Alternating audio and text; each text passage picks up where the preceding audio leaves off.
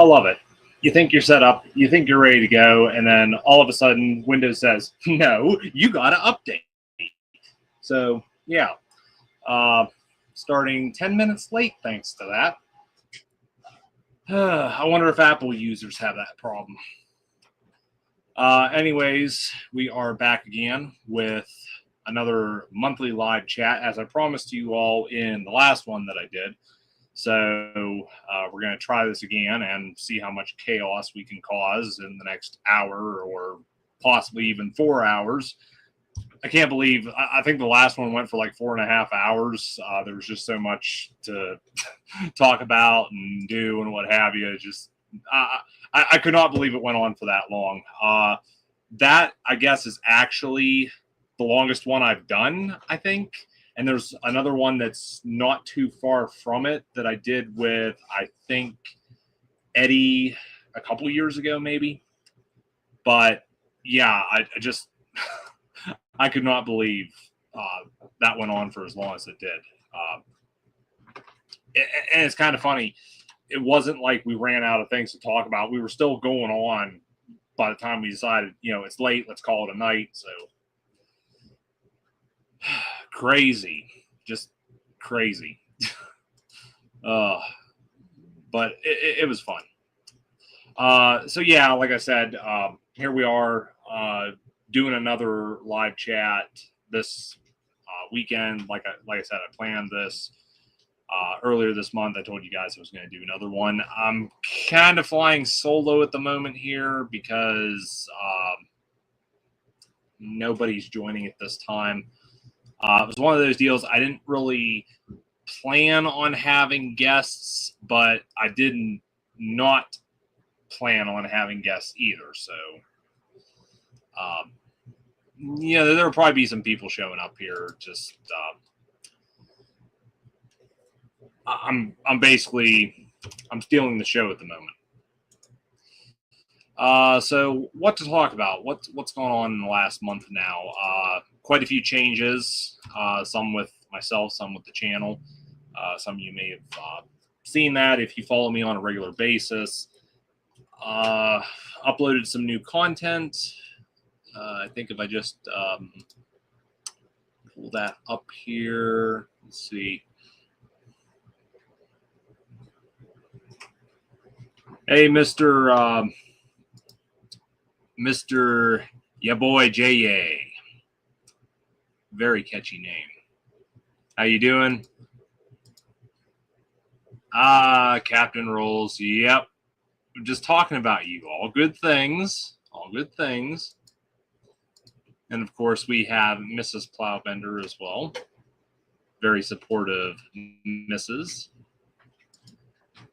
But yeah, so updates channel-wise and such. Call me a liar, Eddie? Updates with the channel, new content uploaded, several truck and tractor pulling videos, a couple rail fanning videos. There's one thing I will say is finally getting back into rail fanning content again. Have not done anything like that since, I believe, April. Yeah, it's been a while. Reason for that, haven't been around the Hollidaysburg or Duncansville area to film Norfolk Southern there. Also, I think it was back around April, May, Buffalo and Pittsburgh, DuBois, Falls Creek, Brockway, whichever. They've changed. They basically changed their schedule. Trains, put it this way, if you wanted to catch any trains, you were basically having to get out there early because I think all traffic was off the line by afternoon, if not before that. So I did hear rumor they have gone back to the regular schedule. Basically, they're leaving Riker Yard in Punxsutawney at I think 8 o'clock and going through DuBois Falls Creek area around 9. So see what happens. I might try to catch Buffalo and Pittsburgh train here. Another thing, I guess this past summer, they repainted their Dash 9 units into the Buffalo, well, I guess it'd be more the Genesee and Wyoming paint scheme. So I really want to catch those. If you're wondering what the look is like, just look up Genesee in Wyoming 1899. That's basically what they did. But hey, Douglas, nice to see you tuning in. Great to hear from you after, like, I don't know, 40 years. And of course, we've also got Eddie making a very bold statement. And aw, Mrs. Plowbender's weaving. Well, I love you too. But yeah, so rail fanning content has returned to the channel after a bit of a hiatus. I do have some more content that's going to be uploaded here probably in the coming week. So keep a watch out for that. Other than that, not really anything else new content-wise. I have been throwing around the idea of possibly trying to do some diecast content again. It just depends. Last one of those I did was basically the Matchbox Action Drivers sets that I looked at a couple months ago now. But, yeah. Yep. That it has.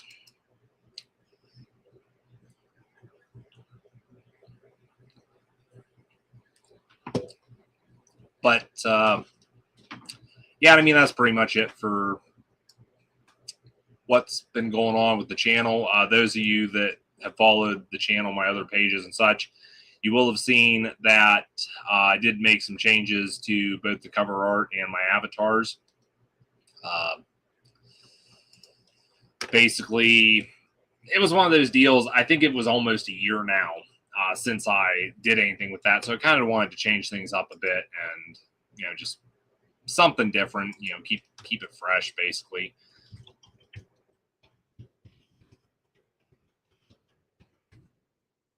But yeah, that's pretty much online. That's about it.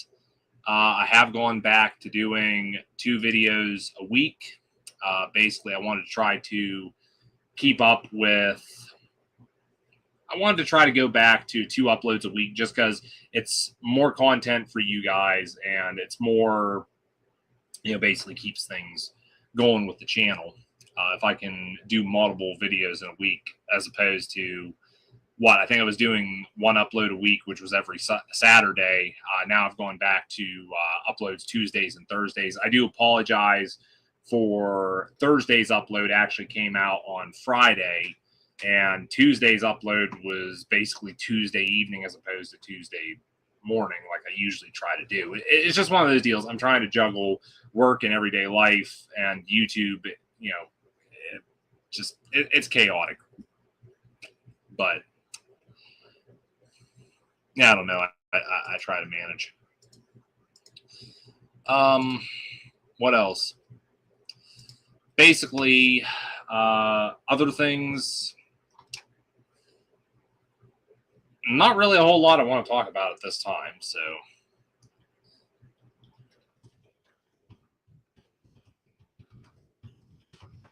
hang on, just responding to stuff on Discord.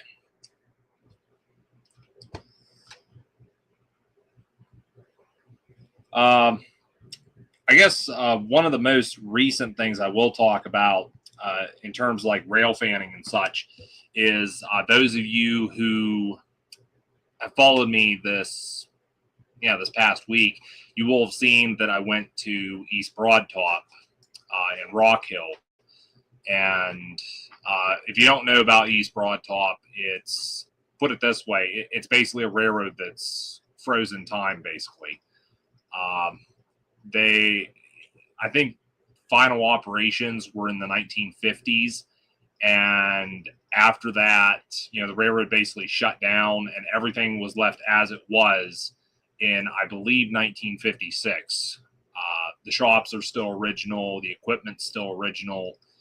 And it's, you know, quite a place to see. I was there back in October of last year and, you know, got to ride the train, see the shops. They actually have volunteers who will work on the track crews and such. So yeah, it's pretty cool. I'm actually going to pull up here because I can.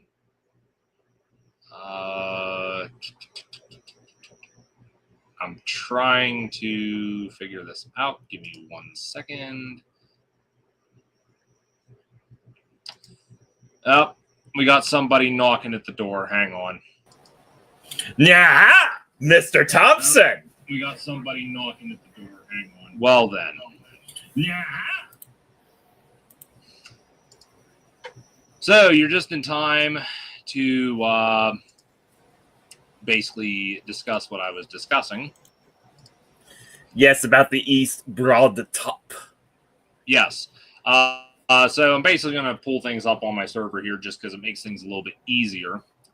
But basically went to East Broad Top there, and I'm not going to show all the photos because, I mean, if you want to check those out, they're on YouTube and Facebook, and, you know, if you're in the server, you know, but yeah, basically got to see number 16 in action. Number 16, I guess, was down for a while, maintenance issues or something like that. So Poor thing. This was actually the first time it was up and running again. I guess not a lot was said about this either, which, you know, I guess that was, in a way, that was kind of nice because you had smaller crowds. But yeah, this photo here is basically the return train when they were coming back through the yard to pull into the station. I think East Broad Top has a total of 5 or 6 of these steam locomotives. But yeah, I mean, I was really impressed. Some of these photos I took were just beautiful. You know, and I don't consider myself to be a professional photographer or anything like that, but I think these just turned out great. Especially like this one right here, really nice photo. I was talking to Chris. Those of you that follow me might know him as Lasher 9811. He's a professional photographer and, you know, does this stuff all the time there. But he was saying, you know, the time of day makes things like this really difficult. And, you know, like with number 16 in this photo, for example, you're photographing what is a black locomotive. You know, shadows are, you know, this time of the day quite prominent. And to try to get a picture like this, you know, it's, I don't know.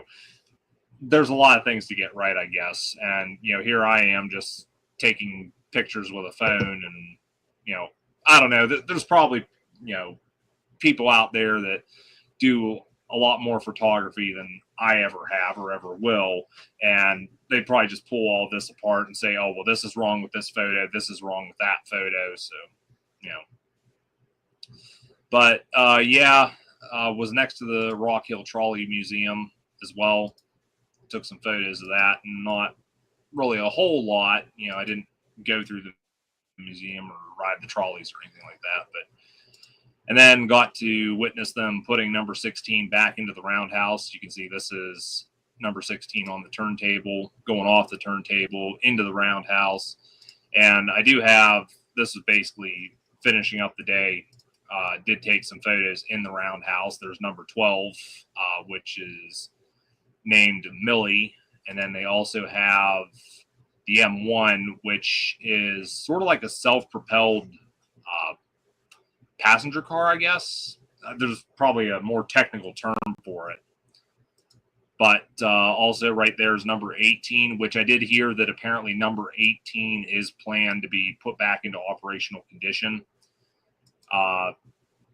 Number 18 actually hasn't run since 1956. She wasn't one of the ones that the East Broad Top ran when they started the excursion trains again. But and I guess the reason was number 18 and number 16, they were considered too heavy to operate, which is why they basically sat. But, you know, either way, talking with some of the people there at the railroad, and I guess there's number 16 right there again. But talking with workers at the railroad there, they were saying about the hopes are to eventually have multiple trains running in different directions on the line. You know, so hopes are to eventually have all the equipment up and working again. And then I also did get a photo of East Broad Top's newest locomotive, diesel locomotive. I think Denver and Rio Grande was where they got this from. I mean, I think that's basically the paint scheme. But yeah, overall, pretty good day. A lot of great photos. I did get some video of that as well, so there will be some of that coming up on the channel here sometime in the future. Just have to wait and see what happens. But yeah.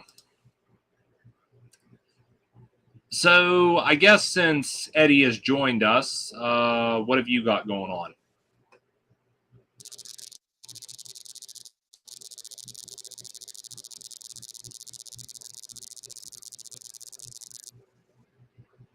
Unmute your microphone. Oh, doy. Okay, I'm sorry. I had it muted because I obviously figured that nobody wanted to hear me munching on food. But Yeah. I'm waiting on a locomotive I pre-ordered to get here. It's been kind of tied up in customs for the past few days. Customs. You know, speaking. No, I don't want to steal the show here. Sorry, it's just I'm just a little frustrated because, I mean, I don't know if I actually told you this already. Actually, I probably already did in a previous call or something like that. But this particular pre-order I had to pay extra for because since I pre-ordered it, they kind of enforced the tariffs. So they kind of so Rails of Sheffield were pretty much telling me, hey, are you gonna be okay with paying some extra money to pay the tariffs? And if not, we're just gonna cancel your order. Yeah, I remember you saying about that.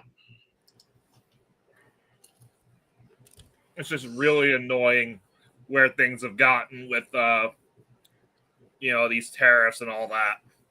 Well, that's what Thursday night there I was talking with Chris there, and he was saying about, with all these tariffs anymore, if you're to buy a model, he said if it's got DCC and sound, expect to be paying over $300. Yeah, nowadays that's going to become standard, unfortunately.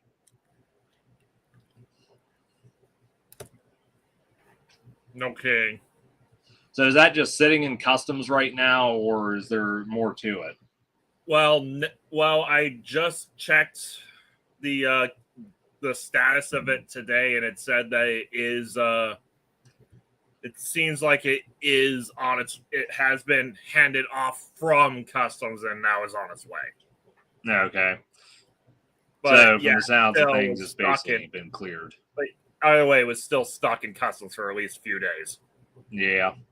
I'll be honest with you. Like, I have not got anything lately that's, been international purchases. But I can tell you right now, I've been there. You're waiting for it to get out of. Well, I mean, geez, I've had packages. They've sat in customs for weeks. Like, what exactly is taking so long? It's because they love taking their time going through stuff. Yeah. And I'll be honest with you, I've had stuff that sits in customs and it disappears in customs. Yeah, this was quite a few years back there. I had a big bundle of Erdl stuff just up and disappeared. No idea where it went.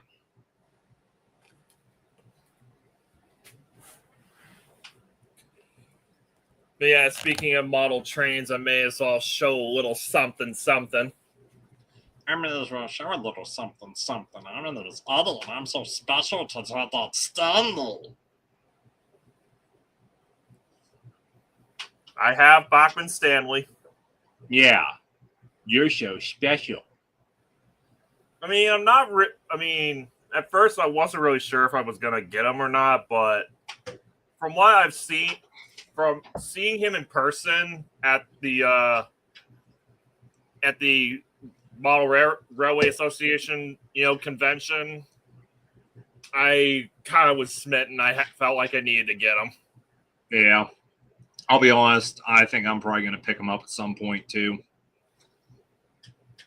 I mean, this guy's probably gonna end up visiting you in October. Yeah.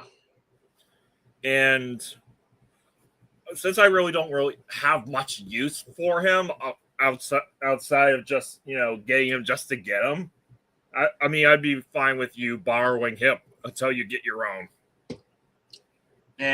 See what happens. I got enough crap laying around here right now. Like this useless thing somebody gave me. Like, what exactly am I supposed to do with this? I don't know. I'm sure you'll figure something out. I could just chuck it across the workshop. That would just be rude. I mean, the craziest thing is this whole thing's made of plastic. There's like no metal to this at all. Well, it did have metal wheels, but I took those off to put on my tar tanker. You jerk.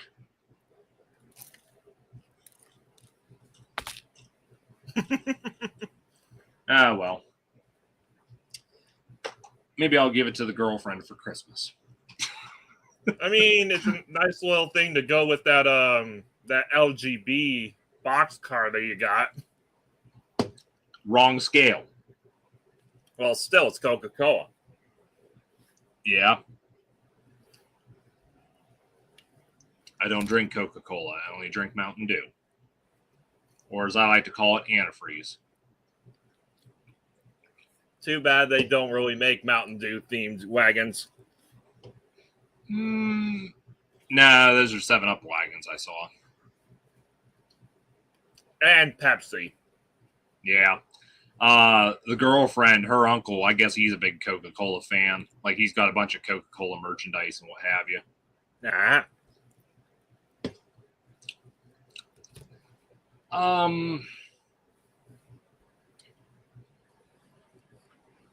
What else? I mean, I'm still waiting to hear from my other pre-orders, so I don't know if they're going to be here before, I go to visit. Always hope. I'll tell you one thing that's really satisfying. Go ahead. When you order something for a special occasion and it just gets there the day before or the day of, before you have to leave. Mm-hmm. That is one of the most satisfying things. It is. Or that, I mean, it's better than it showing up the day after you needed it. Yeah, that's happened to me before too. This year, in fact. It happened to you last year too. What happened last year? Or was it the year before? I can't remember. Well, I know this year I was waiting for a part that it showed up the day after I needed it. Had a week to get here, and it showed up the day after. Okay. Thank you, Postal Service. Okay, I'm just gonna have to be real with everybody in the chat. So a couple years ago, I was telling Mr. Thompson here that Danny Coker was going to actually end up being at the Autorama, and he was going to be doing signing. And he wanted to get his replica of Danny's car hauler signed by him. Yep. And I told him, hey, you really should get sent out here like a good time in advance. And he was like, oh, no. I'll just wait a little bit. It'll be fine. And by the time he sent it out, it ended up getting delayed in shipping. And long story short, it ended up showing up the day after the Autorama. Yep. So he never got the thing signed, even though I kept telling him he needed to send out beforehand, because you never know when stuff like that's going to happen. Yeah, that's kind of sad. You got to plan around the mishaps of the Postal Service. And the biggest shame, too, is that since that year, Danny has not been to another Autorama to date. Yeah. So I don't know if he's ever gonna actually come to another one is the big problem, because I heard like he might be in some legal doo-doo at the moment. Well, I think that was a couple years ago I heard about that. Mm-hmm. Yeah, who knows, I guess.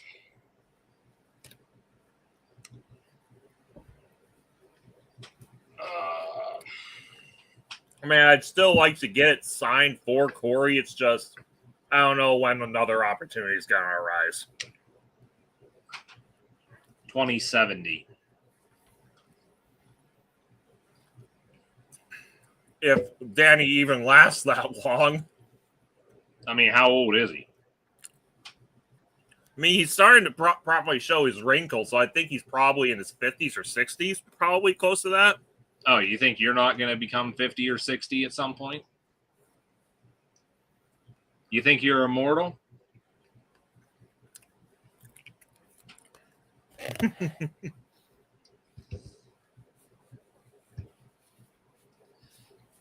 Okay, so something interesting I want to talk about. Just because you brought up customs, I thought this would be something interesting to talk about. I actually brought this up with a few people this past week. I got to find it here real quick.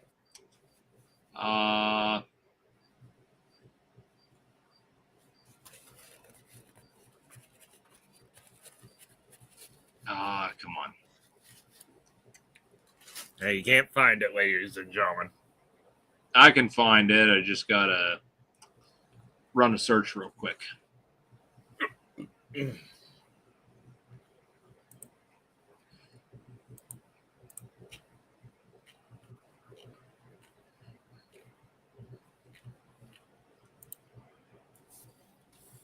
the meantime, I don't know, talk about something, Eddie.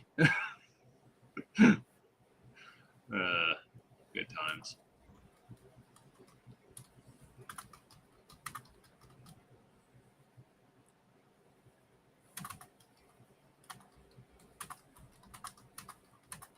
There we go.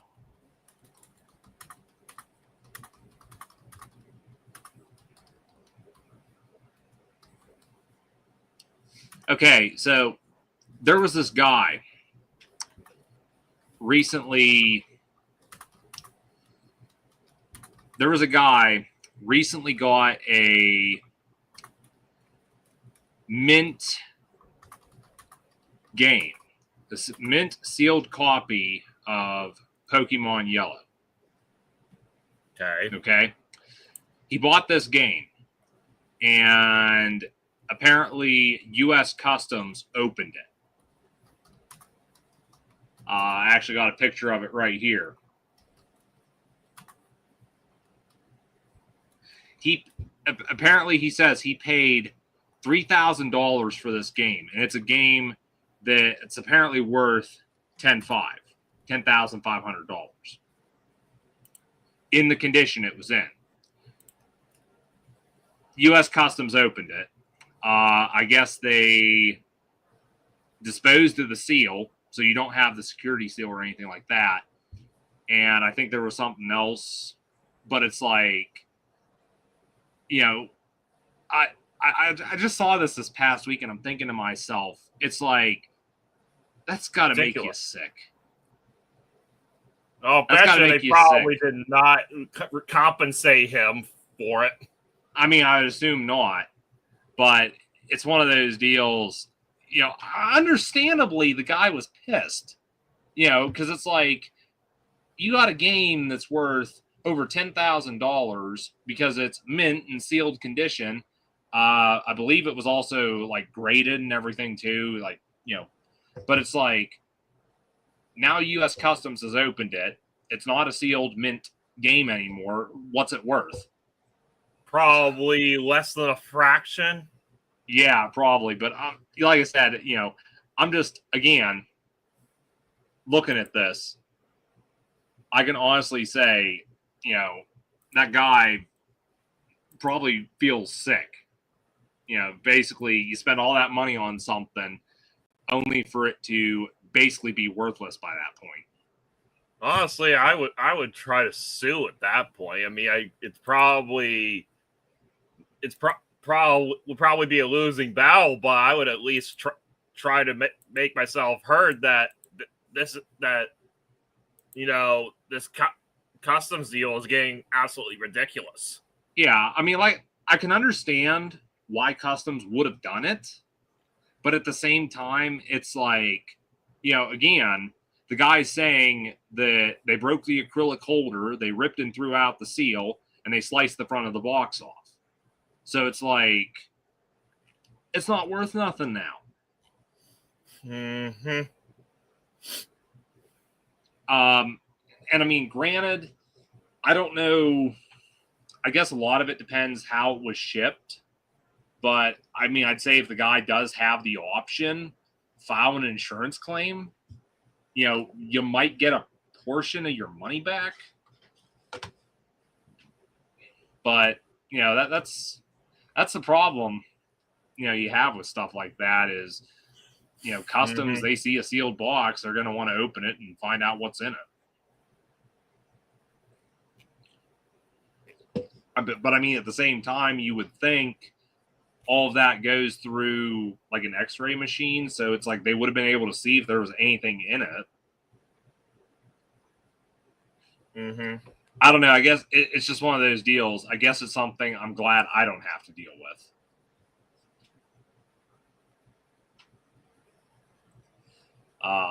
Funny enough, I did actually have to file an insurance claim here a couple months. I think this is clear back in April, actually. I had to file an insurance claim with the Postal Service because I had a package. This was when they were having those storms in the Midwest.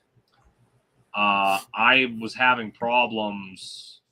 I had a package that got delayed. It hadn't moved for a while. And unfortunately, these damn sellers on eBay who have unreasonable expectations, guy issued a claim saying, hey, I haven't received my item. I want my money back. And I told him, it's like, well, I took the time. I talked to my postmaster. I had them look it up. I told him, it's like, okay, well, they're having problems out in the Midwest with storms, flooding, everything. Some shipments are delayed. Wait a while. The package will probably show up because it was one destination from being to where it was going to be delivered. Never heard anything from the guy. All of a sudden, he escalates it to eBay. I want my money back. The item's not coming. It's like, and they issued the refund despite the fact I had the tracking information and everything else.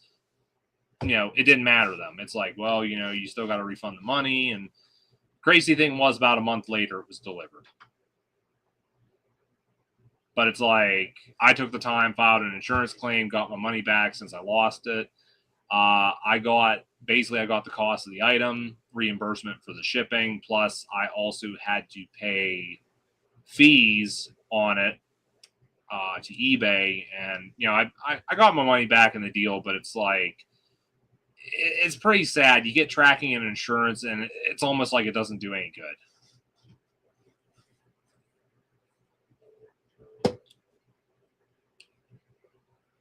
Somebody want to contact me via phone. But I suppose enough about my misfortunes. What to talk about? I might have shown this in the last chat, but I did finish this hopper car I was working on. The only thing I'd probably go back and redo with this is the number on this. That is actually a 100-ton hopper number, not a number that would be on this car. In fact, this is number 1425. I think I do actually have the hopper car 1425. That's a minor detail that I can fix, so I'm not too concerned about it. But overall, I don't think this car turned out too bad. The weathering on it looks pretty decent. Like you mentioned, Eddie, I kept the patchwork just because, well, it does look fitting. But it's a nice little fictional piece of rolling stock, really. You know, the Shawmut never had anything like this, but Nope. My thing is it's an IGMO car, so you know it's a reason to have it. Yeah. And again, considering the condition it was in when I got it, it's not too bad the way it is now.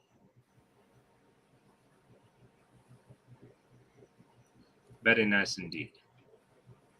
Yeah, I mean, I guess you could say it's a fictional, like, preservation sort of a car or something like that. Like, you know, like basically, you know, if the Shama was turned into a preserved wine or something like that, they would probably want to just grab like any sort of, you know, piece of rolling stock that they could get their hands on, you know? Yeah. Well, I mean, the way I see it, like I said, it's a fictional piece of stock. I'm just saying it's owned by the IGMO company and it's used to transport like grain and such.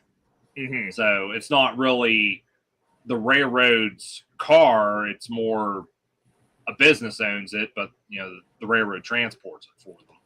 Privately owned, technically. Yeah, because like I said, here's a good example. You know, this is a 100-ton hopper, and you can see like this is 1466. So again, that hopper car being 1425, that covered one, you know, it's got the number that a 100-ton hopper. Of a hopper, yeah. But you know, again, like I said, I don't think this is too bad of a piece of rolling stock to have. It's unique, catches the eye, and maybe that's all it's meant to do. My weathering's coming off of the couplers. Oh dear. I mean, that's to be expected. Those will wear.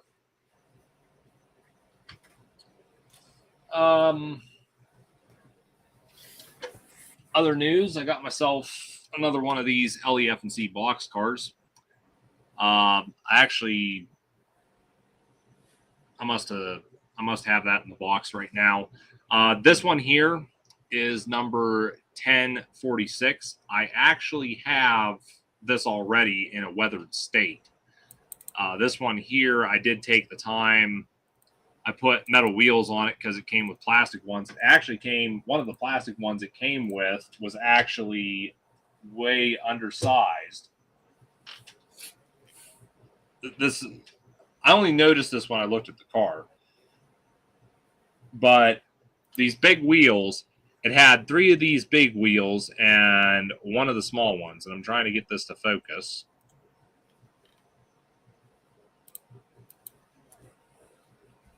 This camera is hopeless at focusing. Come on.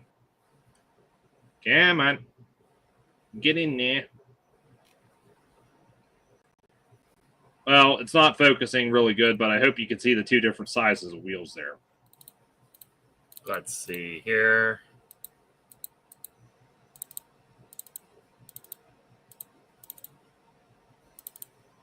Where the heck is it? Sorry, 1 second. Yeah, I don't know. The car should have 33-inch wheels. And again, I don't know what size that one. Oh, look at that. It's focused. Oh, here we go. Oh, yeah. 2 different sizes. I can see it. Yeah. So my guess is somebody just put a spare wheel on that they had. But, you know, again, I'm not the right one. Wheels. Yeah. But again, I'm not a fan of plastic wheels, so these just got thrown aside. And anyone looking for plastic train wheels, send me an email. I don't want them. But, yeah, nice Bowser 33-inch metal wheels on these. Look pretty nice. Still has the KD number 5 couplers. I think there is a height issue. I have that on the other car. So I'm going to have to take time and probably put a shim on the bolster area. But, you know, overall, or no, these aren't Bowser wheels. What are they? I don't know what they are, but they're metal wheels and they're the right ones.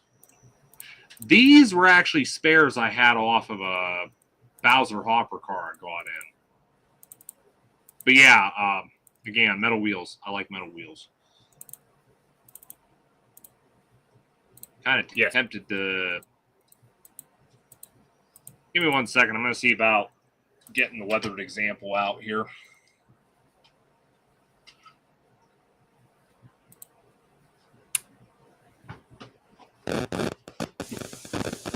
So, how is everybody this evening?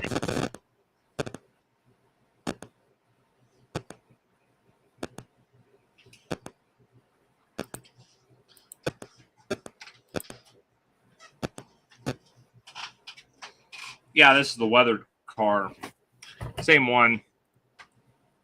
I actually bought this. It was weathered, but it had number 5 couplers on it. I put the 158 scale heads on. I also put different wheels on. It had the plastic wheels. I put Bowser 33-inch metal ones on, and I weathered them. Also did some weathering on the trucks as well. I think it looks a lot better, but basically, there's your 2 cars for comparison.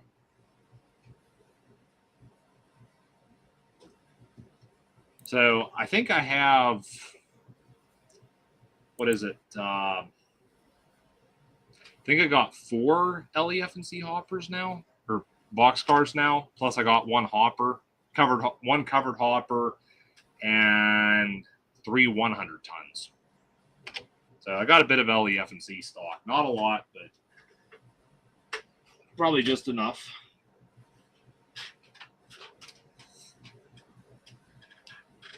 Trying to make room on the workbench. I mean, I've had this little guy as well, but I got a little 55-ton Shawmut hopper. I did swap out the wheels on this one. I think these are Bowser 33-inch metal wheels. I did take time to paint and weather them. And I guess I put the 158 couplers on this one as well. I got 5 of these, 5 or 6 of these 100-ton hoppers now, or 55-ton hoppers. So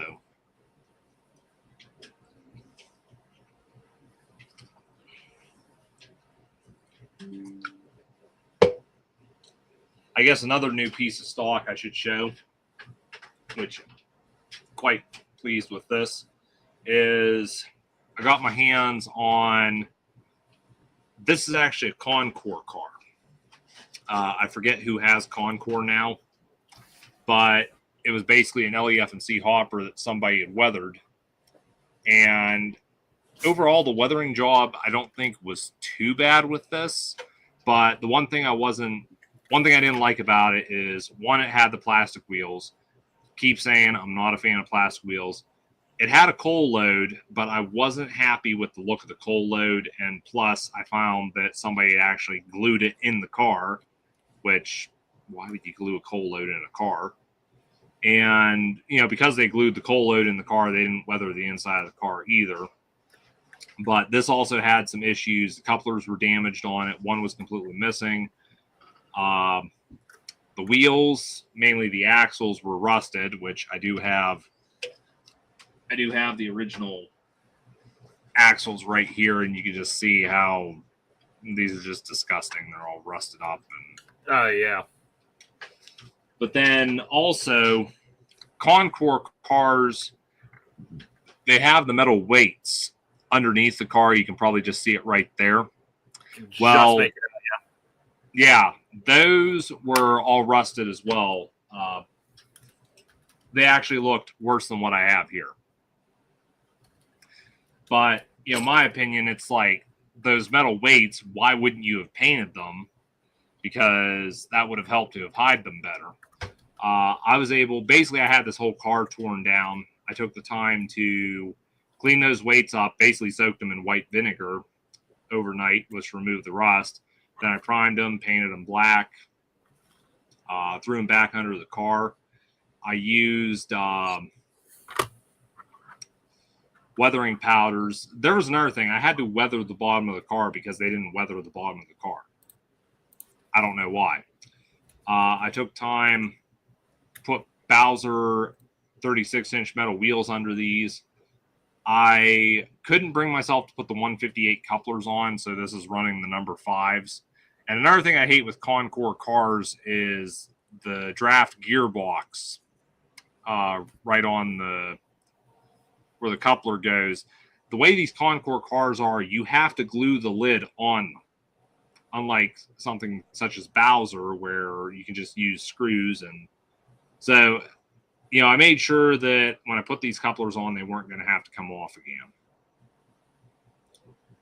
But, did some slight weathering on the car to like the trucks. And of course, I weathered the inside of it. So I think it looks a lot better now. But, overall, I think it's a pretty decent car considering what I started with. And, paid $12 for it. Was not a bad price, I don't think. Although, truth be told, I do prefer the look of the Bowser cars versus the Concours ones, but that's just my opinion.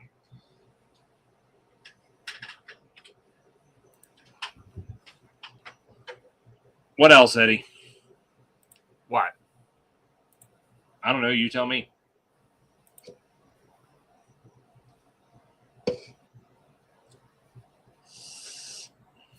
I don't know. I guess just my thoughts are on this thing. So your box car that doesn't roll.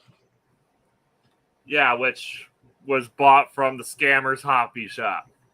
Ah, yes. Good memories. Good times. It's honestly, I'm mostly kind of been, for the most part, examining it, also going into the history of the company this was made by. It was made by Pemco. Mm-hmm. And apparently they were only around for 3 years. Okay, what's up with that? It's kind of a funny story from what I've seen. Apparently, for the most part, it was started by Chinese and also some disgruntled Tyco employees. Who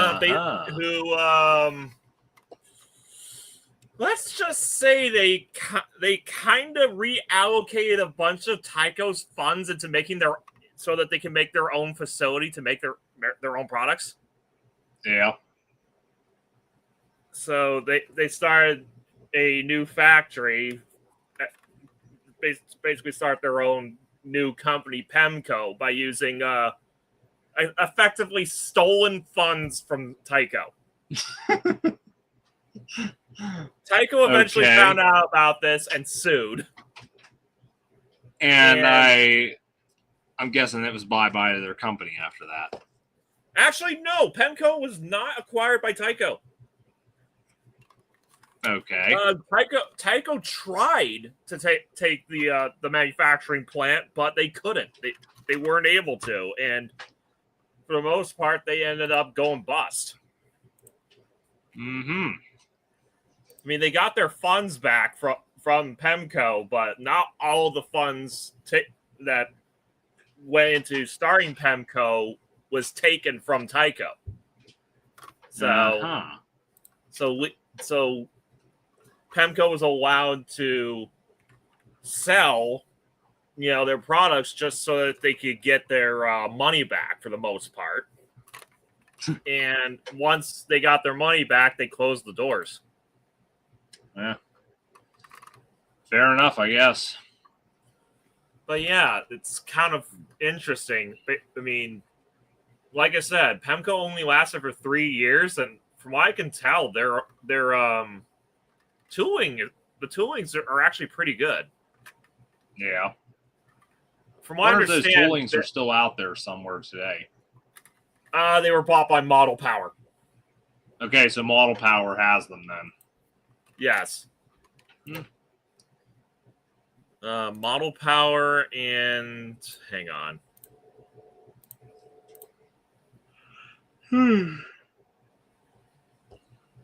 Why am I tired? It's not that late. Yeah, Model Power and Mahano Technica. Okay. And so somebody's still using those toolings somewhere. and later on, IHC pretty much got the rights to it. Makes sense. But yeah, they made Pemco made rolling stock as well as engines, apparently. Yes. Their engines actually looked very detailed for their time, too. Yeah. I mean, pretty much it all started because, again, from, Chinese, a bunch of Chinese people and a bunch of, teaming up with some disgruntled Tyco employees who were rather upset by some of Tyco's business decisions. Yeah. Because apparently they pretty much took some older toolings from a defunct company that were very, very detailed, might I add, and then completely butchered them so that they could actually work with all the stuff that they already had on hand. Yeah. Like completely doing away with a bunch of separately fitted detail in favor of some molded stuff, and then ruining the proportions just to fit on some of their pre-existing stuff. Well, I'm guessing molding on detail was kind of a cost-saving factor. I guess, and Tyco was more of a toy company first and foremost, not really for serious modelers. Yeah. But still, you can kind of understand why those employees got a little upset.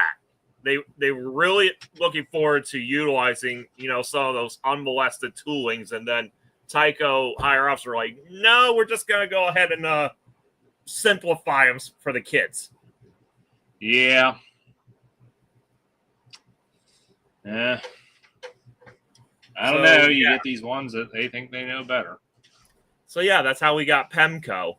What arguably the shortest lived model railroad company in existence. Yeah, now you got me curious. But yeah, I mean, it's because of that I'm honestly kind of surprised. I mean, in retrospect, I'm surprised I actually found this at the Scammers Hobby Shop. Yeah. Because again, Pemco only lasted for 3 years, so this was there that whole time, essentially. I just found that same car on eBay for $8.99. I probably spent more than that at the Scammers Hobby Shop. You probably did, because the owner was a penny pincher. But still, I mean, essentially, this was complete, brand new, unopened. This was new old stock. So apparently Pemco did GG1s. Yep, and they actually look pretty good. Yeah. Yeah, I just pulled up here. I'm looking. Okay, they got an F9. Boxcars look nice. I'm assuming these are pretty similar to what you got. They also did a 482 steam locomotive as well. Yeah. I don't know. Kind of curious now about Pemco stock. Also, a little 040 tank engine, too. It actually looks rather sturdy, that thing. Yeah. Oh, God. You know what? I think that's probably what ended up becoming that switcher that you pretty much completely cannibalized to make your first lady model. Ah, yes. Those were the days. Yeah, I have a sneaking suspicion that's probably where it came from. Yeah, it was an old Pemco tooling. That's funny. Yeah. Ooh. Yeah, got me quite curious with Pemco stock. Okay, now. They've actually done some moguls. That actually looks really nice. Southern green. Yeah, I just saw one they had I think it was a Pennsylvania locomotive. Honestly, just out of curiosity, I might see if I can has returned an old Pemco, locomotive one of these days. Welcome back. Huh? Oh, your boy J.A. Yep, he's returned. But yeah, we were just talking about arguably the most short-lived model railroad company in existence. Yeah, boy. Your boy. And that's Pemco. Yeah. Good old Pemco. We hardly knew ye. We actually never got to know ye because you were born and you died before either of us were even born. I blame my parents. They just weren't in that big of a hurry. Probably wouldn't be buddies with me in that case, dude. Yeah. I'd be like, what? If you were 10 years older than born you. a decade earlier. Yeah. Yeah. Don't spill the drink. Yeah, don't want to do that, my man. So there is something I wanted to show. Shout out to Mr. Terrence the Tractor 525 here on YouTube if you're watching. Even though he's not here. Yeah. No, who knows? He might tune in later. But anyways, he commissioned a job for me here back the chugging June. car. I think it was June. He commissioned a project for me to do. Well, actually, a couple of them for me to do. The car, for one. Spoiler. I mean, you talked about it before, dude. Yeah, and I also showed you pictures of the final result. Even though it doesn't have buffers yet. Yeah, buffers are overrated. But anyways, those of you who've seen the Bachman-Chuggington line, for better or for worse, you know, the Chuggington line, there were some people said that it had some pretty decent rolling stock, but everything else was basically a write-off. In fact, I think Eddie himself, you take care, Douglas, catch you on the flip side. See you, Douglas. But I think Eddie himself actually has the flat car from that line. Yes, I do. Hang on. Okay, he's gonna go get that and show it off here. I gotta see some. I gotta find my example. Yeah, this is mine. I've actually repainted it because it originally wasn't a bright silver, but it didn't really match up with the fact that it had wooden planks for the top of it. So I painted more of a brown, rusty color. I guess mostly to try and have it blend in with all the Thomas stock that I have.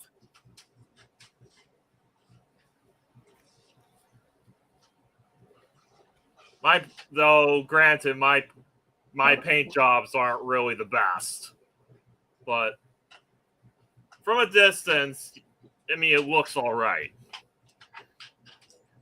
It's not the prettiest paint job in the world. You put the small hooks on that, didn't you? Yes, I did put the small the British slim couplings. Yeah. Yeah. It was a little bit of a challenge to get those on though, because it didn't really want to fit perfectly on there. I kind of had to bend the pegs slightly so that they would actually go in the holes. Yeah. I mean, I think really, compared to what you started with, it looks pretty decent. Yeah, definitely. Probably would bring this around, though, and just have you strip it down, though, because I feel like you would do a better job at it. Yeah. But this was back, I think, 2 years ago now. Yeah. Eddie actually gifted me the Chuggington Gondola, which those of you who have seen that worthless piece of junk will probably know that this is really nothing to write home about. Nope. Overall, I kind of got to looking at it, and I'm thinking to myself here, it's like, maybe there's a way to make this stand out a little more. Make it basically make it better than it is. I mean, I was saying to him, I bought it mostly so I could actually maybe try and make a modernized China clay wagon. Yeah. I mean, because it has that very low, side profile like a China clay wagon, so it kind of just gave me that idea. I mean, yeah. Again, it's low side profile and it's very short, just like a China clay, the China clay wagon seen on the show. Yeah. But again, so it kind of just makes me think, with a tarp over it, it would actually look like a modernized China clay wagon. Pretty much, yeah. So basically what you're looking at right now, this was what I was able to do with that. I basically, the top of it, I painted gray primer. The bottom, I painted a flat black. Then I went back through and weathered it. My weathering technique for the top of it was I used a black wash, basically just a thin down acrylic paint. And you can kind of see how your washes, what they will do is they will pull in the low areas. So you get sort of like, I guess, a shadowing effect, basically. Quite like the look of that. But that's basically what you have right there. And then I went back over that with a dry brush, basically dry brushing brown on for rust. And I think it turned out pretty decent. The bottom of the car, I basically did the same dry brushing technique, but I used a lighter, almost like an orangish color to simulate fresh rust. And, just basically went over the car with all that and then basically sealed it in. I used a matte clear coat, although Testers make something, I think, which is more fitting. It's called dull coat. And, because I've noticed with the matte, it seems to still have a little bit of like a satin to it, which, you obviously don't want that. But, again, what you're looking at is the car in its completed state. And something that really irritated me when I finished this is you'll notice that right on the corner of the car right here, you've got this little area. And what happened was when I was screwing the chassis back onto the car body, I guess trying to turn the screw, it slipped out of my hand, basically slid off the bench and onto the floor, and it landed on that corner. And, it's one of those deals. It's like, yeah, you finish something, and right after you finish it, that's when you destroy it. But I think I just took time and touched that little bit up there with a little bit of weathering, and, it turned out pretty decent. Absolutely. So, not too bad, I guess, but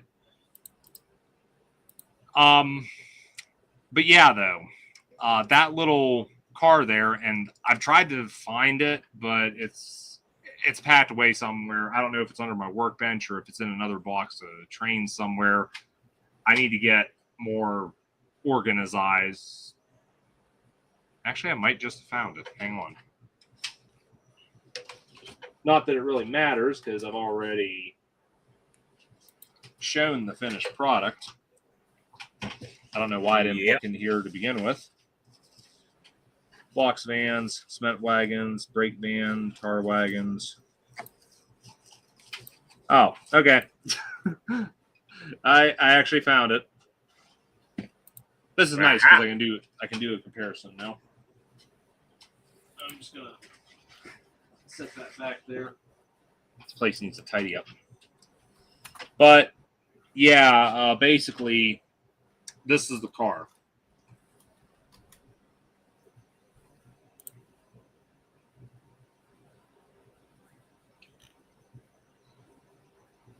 I didn't weather the wheels on this. The wheels are still clean. So probably could use some rust color on them, maybe. Yeah, I'll probably do the same thing with these wheels like I do with these ones, weathering powders and such. But, again, I thought this was a pretty decent car. But what ended up happening, we're going to fast forward here a bit, is you dropped it on your cement floor. I so want to do something right now, but I'm not going to because the public is watching. Um, fast forward to, again, I'm thinking June of this year. Christian, Terrence the Tractor 525, paid me a visit. And he just happened to see this car in the condition, or no, I guess this would have been even further back than that, probably last December, maybe. Because basically he saw the condition of this car after I had weathered it and everything, and he quite liked the look of it. Well, we went to Wybridge Hobbies, to Jesse's there, and he actually had one of these Chuggington gondolas for sale. So Christian, remembering my model, he actually decided to buy that, and he asked, "Hey, can you customize it to look like yours?" And I'm like, "Sure, yeah, and no problem." Well, unfortunately, I've not had a lot of time lately to do much of anything, so it actually took me the good part of a month just working in the evenings when I had time on his wagon to weather it. And basically, this is what I have here. Yep. Now, I'm going to be honest and say I actually like the weathering on his more than I do the weathering on mine. I mean, it's kind of a case of like you took what you learned from yours and applied it to his. Yeah. Well, both these are weathered in two different ways because, like I said, for mine, it was a black wash and dry brushing, whereas his, I used the same black wash technique, but the weathering was done with actual weathering powders. You look inside the car. I mean, the lighting's terrible, but you look inside the car and you can probably see the difference. Mine's sort of a lighter shade. And, just looking at the chassis, it's kind of the same deal. But I think really, if I had to look at both of these, I like both of them. But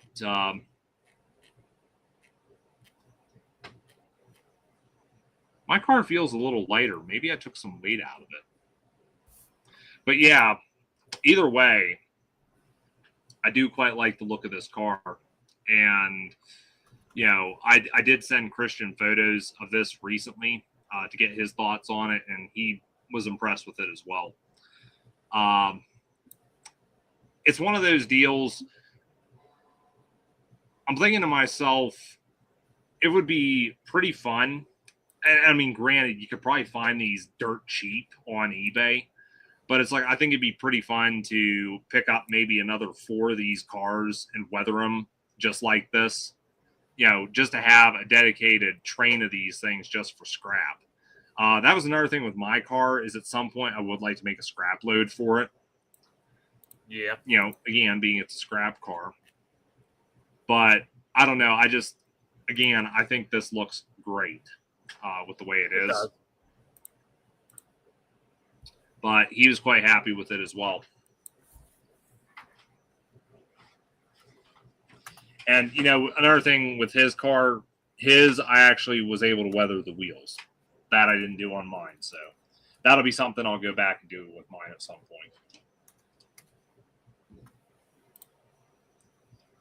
point. But yeah,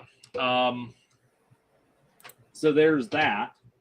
Now, another thing Christian wanted me to do, I gotta take a drink here first.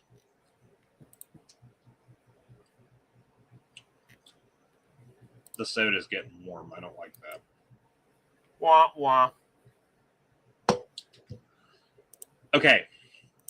Another thing, those of you who've watched Christian's series would probably know he uses the Hornby Percy model as opposed to the Bachmann model. I know there's some people that can get into Bachmann and Hornby debates, but we're not going to do that here. Nope. His Hornby Percy, he was not 100% satisfied with the look of it, in particular the green running board. So he was asking me there if I'd be able to freshen the model up a bit, make it a little more appealing to the eye. And I told him, yeah, this is something I can do, no problem.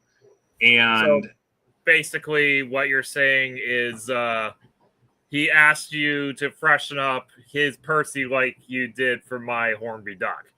Exactly. And there's the funny part about it. When I did that project, it honestly brought back memories of that. Both for your duck model and my own. Mm-hmm.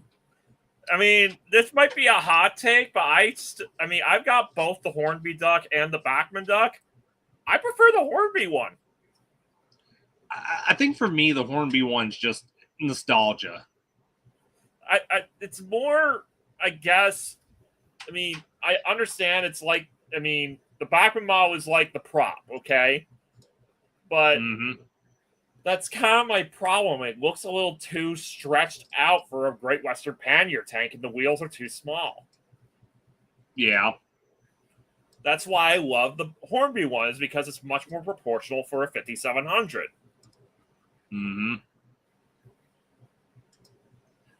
But even then, I've obviously now have the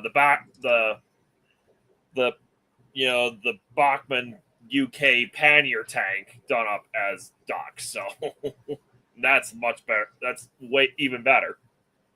Yeah, I'm trying to see here. I'm trying to find somewhere I should have. I still need to get number plates for him. Is that it? Oh, yeah, I think Duck's probably going to end up coming down as well this year, just so you can put a DCC decoder in them. Yeah. I'm going to apologize in advance for the terrible... Terrible what? Terrible quality of this image. But, like, right here, this was my Hornby model from many years back. Yeah. And, I just... For me, the all-gray running board just... No. It didn't look right. Yeah. Now, granted, I probably would have went with if I were to do one of these today, I would have went with a gray running board as opposed to a white one. But, definitely the wheel arches being black instead of green, they stand out more. The side of the running plate being black, again, nice to see. Just overall, much nicer altogether. I guess, though, it kind of brings up a pretty good question, though. Would you want to modify a Hornby Thomas line model nowadays, considering the prices that they go for these days? I guess really it would depend on the circumstances. Like if it's a more common model, yeah, I mean that's fine. Like Percy, for example, they make tons of him. Well, I would say personally, if you pick, say you pick up a Hornby duck, say it doesn't have the original chassis, or say the chassis has been modified in a way, or even the model itself, there's some modification to it that's, or there's damage to it, something. Put it this way. If it's one of those deals, if it's not pristine condition, maybe it justifies altering it. Yeah. That's kind of a good way to look at it. Because I mean, that's the thing. If it's in pristine condition, yeah, you probably don't want to mess with it because it's going to devalue it. But it's like if somebody else has already done something to it and, it's not worth what the full market value is these days, you're sure, why not knock yourself out? I'm trying to see here because I think somewhere I do have another photo.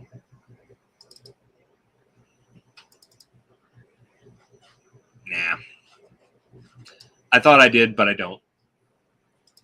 I don't know. Somewhere in my archives, I got a bunch of stuff that I can't find anymore. But yeah, my Hornby duck, his chassis kind of got it mangled itself up. years ago. Yep. I mean, I think I showed it to Corey. Like, I think possibly one of his wheels ended up becoming it went out of quarter and it completely screwed and so the side rods got mangled and then also It probably screwed up the self-destructed. mechanism too. Yep. So nowadays I've actually got a newer one underneath him that's actually DCC equipped, but it's still not to my liking just because it's kind of still from that era where it has that stupid back sprung wheel. I really hate that design. Oh, it bounces. Yeah, too much. Oh, Yeah. I just remembered something. Yeah. Give me 1 second here, because I just remembered. Yeah, I was just gonna say though, I've kind of been tempted to buy one of those. I'm sure everybody is aware that after the Thomas line died, Hornby has decided not to let the Thomas and Percy toolings die off. So they've actually kept producing them, but they replaced the faces with smoke box doors. Yep. And recently they've made a they've gone ahead and made a Beatles rendition of Thomas. Who are the Beatles? I was thinking about picking one of those up to actually take the chassis from, because that's the latest, L60 chassis that they make, and it should just slip right in. Yeah. And it should run a lot better than the older one that I've got under him right now. Yeah. Or I could just say screw it and actually buy myself another Bachmann pannier tank and just have it modified, with the chassis modified to fit underneath the Hornby body. Yeah, that's an option, I guess. But yeah, that's Corey's old model, and it does still look pretty good to this day, I feel. Yeah. That especially, I quite liked the lighter face personally. I don't know why Hornby made the faces so dark. From what I understand, it actually dates back to when they first made the models. When they first started the Thomas line back in the mid '80s, the foot faces were on all the models were darker. Yeah. But for whatever reason, and they've updated every single other model to have a lighter face or redesign the face entirely. But for whatever reason, Duck and Diesel never got updated. There was another nice one, I think. Throughout the entire production cycle of the Hornby Duck and Hornby Diesel, they always retained the darker paint on the faces. Yeah. It's kind of weird that they never bothered to update the faces on them. Their decision, I guess.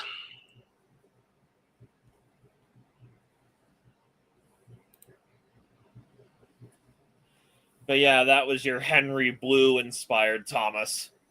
Yep. Really missed that one. It's really weird, actually. Like, obviously, the original Hornby face is superior. Looks a lot more like the one from the show. Yeah.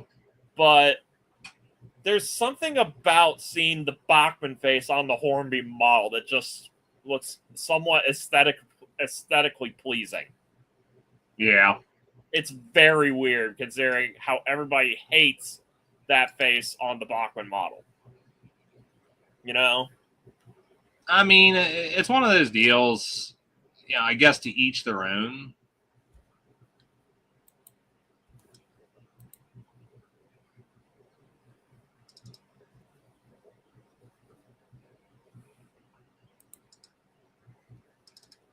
But yeah, you ever kind of want to get another Hornby Thomas, man?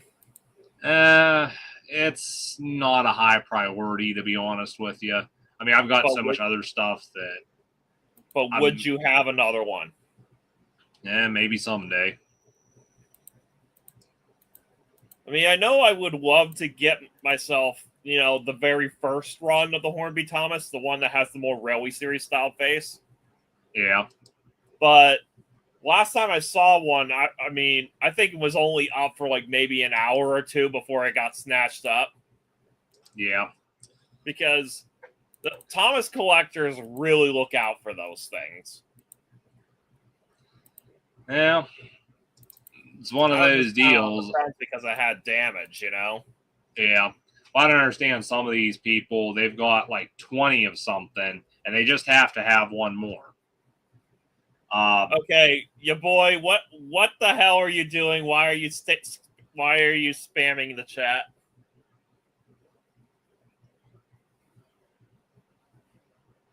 Oh, okay. He's just quoting the Toss the Magic Railroad. Okay. I mean, fair enough. Though, honestly, you really shouldn't be spamming the chat like that. Yeah, let somebody else get a word in edgewise. Yeah, no offense, man, but I think I'm going to have to take some of those posts down just because you, again, just completely spammed the chat.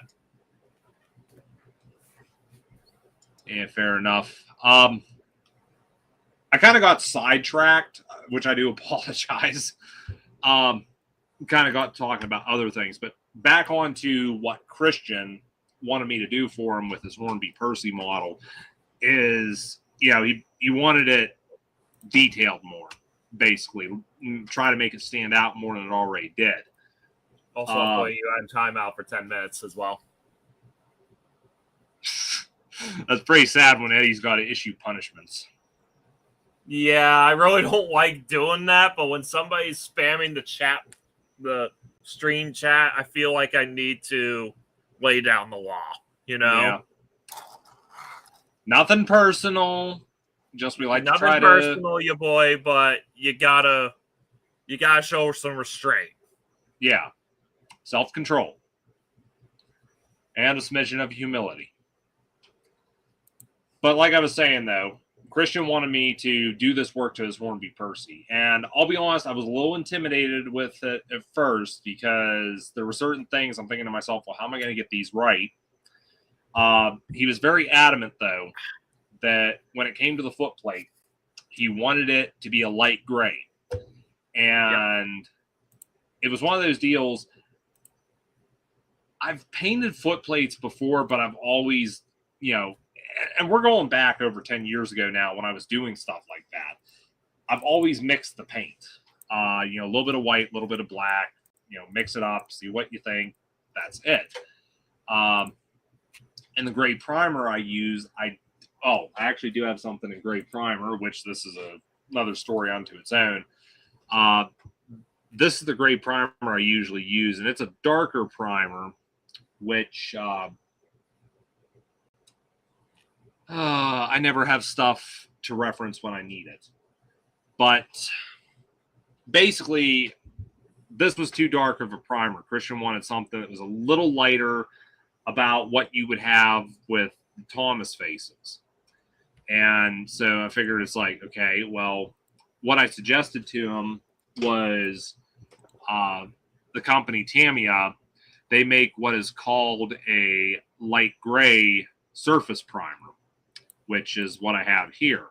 So I told him, it's like, well, this is what I'd say to probably use on that. And he's like, okay, go ahead and do it.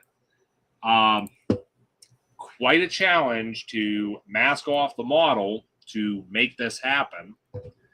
But basically, and it wasn't a perfect masking job. I did have to do some touch-ups and clean-ups in places. But basically, this is what we have here. And I can tell you right now, I'm liking this look a lot more than just the green footplate. I mean, I can see what you mean, but I think the footplate's still a little too dark. Compared to Percy's face, I mean, part of the problem is the lighting is not the best. That's fair. But yeah, it looks like it's a dark gray primer you used. Yeah, well, there's another thing. If I bring in the shell, Yeah, it's the same color. Yeah, I would have used like a white gray primer on that. Well, that's what it is. Again, the camera probably doesn't do it justice, but it is lighter than this right here. But I sent Christian photos of this, showed it to him. He was impressed with it. Something else I did, aside from painting the foot plate, is I also took time, did the frames under the smoke box right there. You can see they've been painted black. I wish this camera would focus better. Definitely an improvement. But those were painted black. Also took time, painted the couplings black, just to try to add a little extra detail. And around the back, I also took time and painted the lamp as well. Looks nice. Yeah, Does his rear bumper beam have damage? Yeah, that was like that when I got him. Actually, it's clear back up the bunker there, too, if you can see that. I'm thinking he may have took a tumble on the corner, yeah. Yeah, I don't really have any way of touching any of that up. But, overall, I think it looks pretty great. And like I said, Christian, he was telling me he liked the look of it. If I were Christian, I would probably ask you, hey, can you just sand that down or maybe just completely repaint the buffer beams and the sides of the running board? Yeah. Just a brighter red, Yeah, but it was one of those deals. I didn't want to do any modifications and, what he asked me to do. That's fair. I forget why he said he prefers the Hornby model over the Bachmann one. Obviously the face looks nicer, but I don't remember, what he said, because I believe there was quite a few people he did a remake of, what was the name of the episode?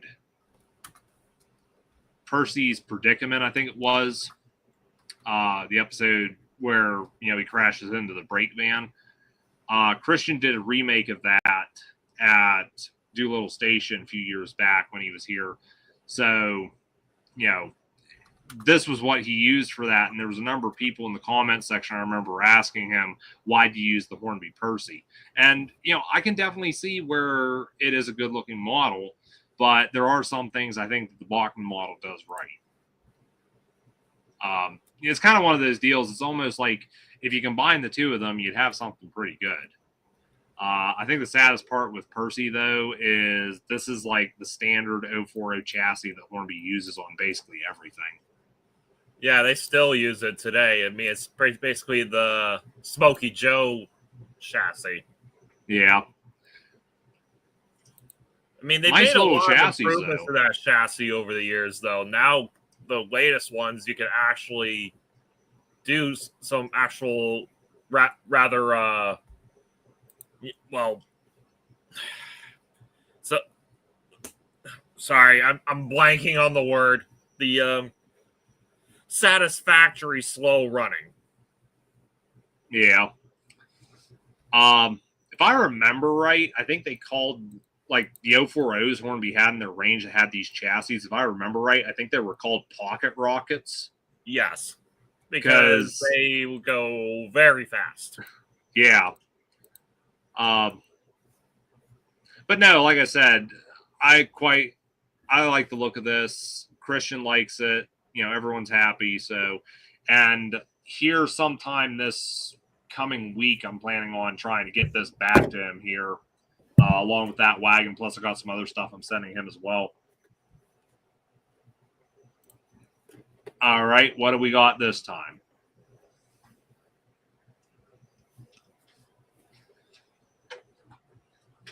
I think I've shown you this before. You just haven't seen it in person. Never seen it in person because I have no life.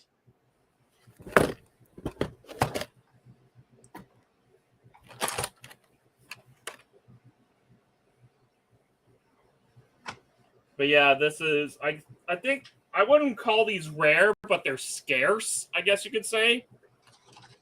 but this is the little carry and go battery powered set. I mean, it's an actual, electric 00 scale set, but the controller and everything is powered by batteries. Okay. By big D cells, I think. Yeah. But yeah, this pretty much has an iteration of that chassis you're talking about.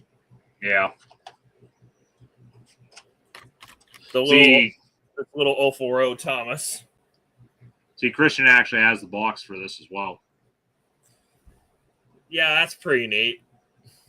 So it's a classic Percy. It's made in Great Britain. Yes. It's not made in China. Made in China. Sadly, the same can't be said for this, which literally says made in China. Even though this is an older set, Yeah. There's a little funny story for you. Funny story for you. There's used to be a vet in this area. He, I forget what country he hailed from, but there was one time there I was joking with him. He was at my work there the one day. I was joking with him. I said about it's made in, something was made in China. And he was telling me, I guess, where he was from, they actually pronounced it China. Weird. But I don't know. I thought that was just interesting because I never heard anyone say it that way. But, not every country pronounces everything the same.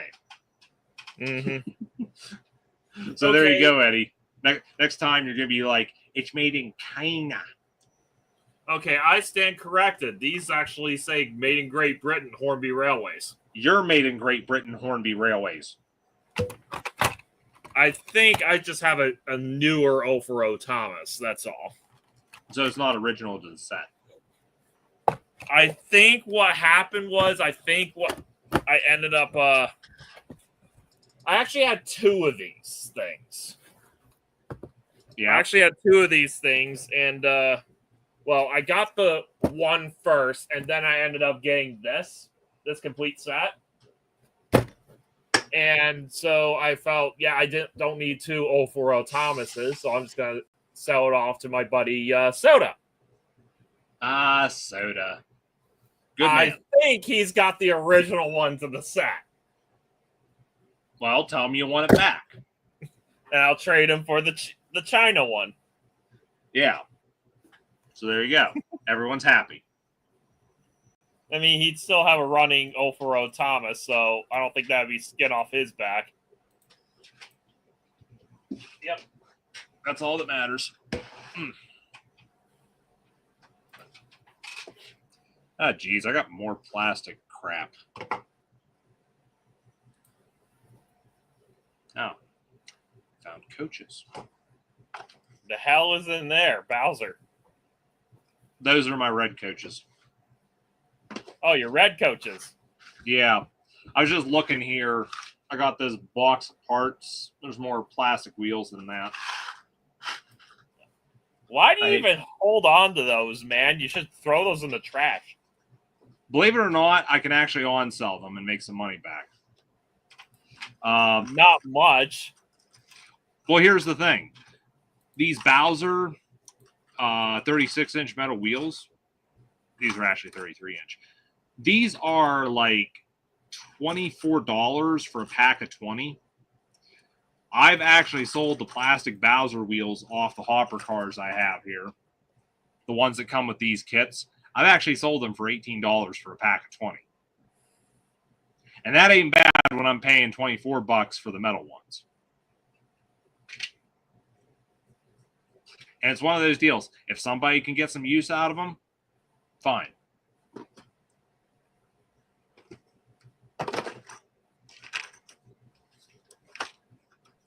And right here, there's the chassis to number 46.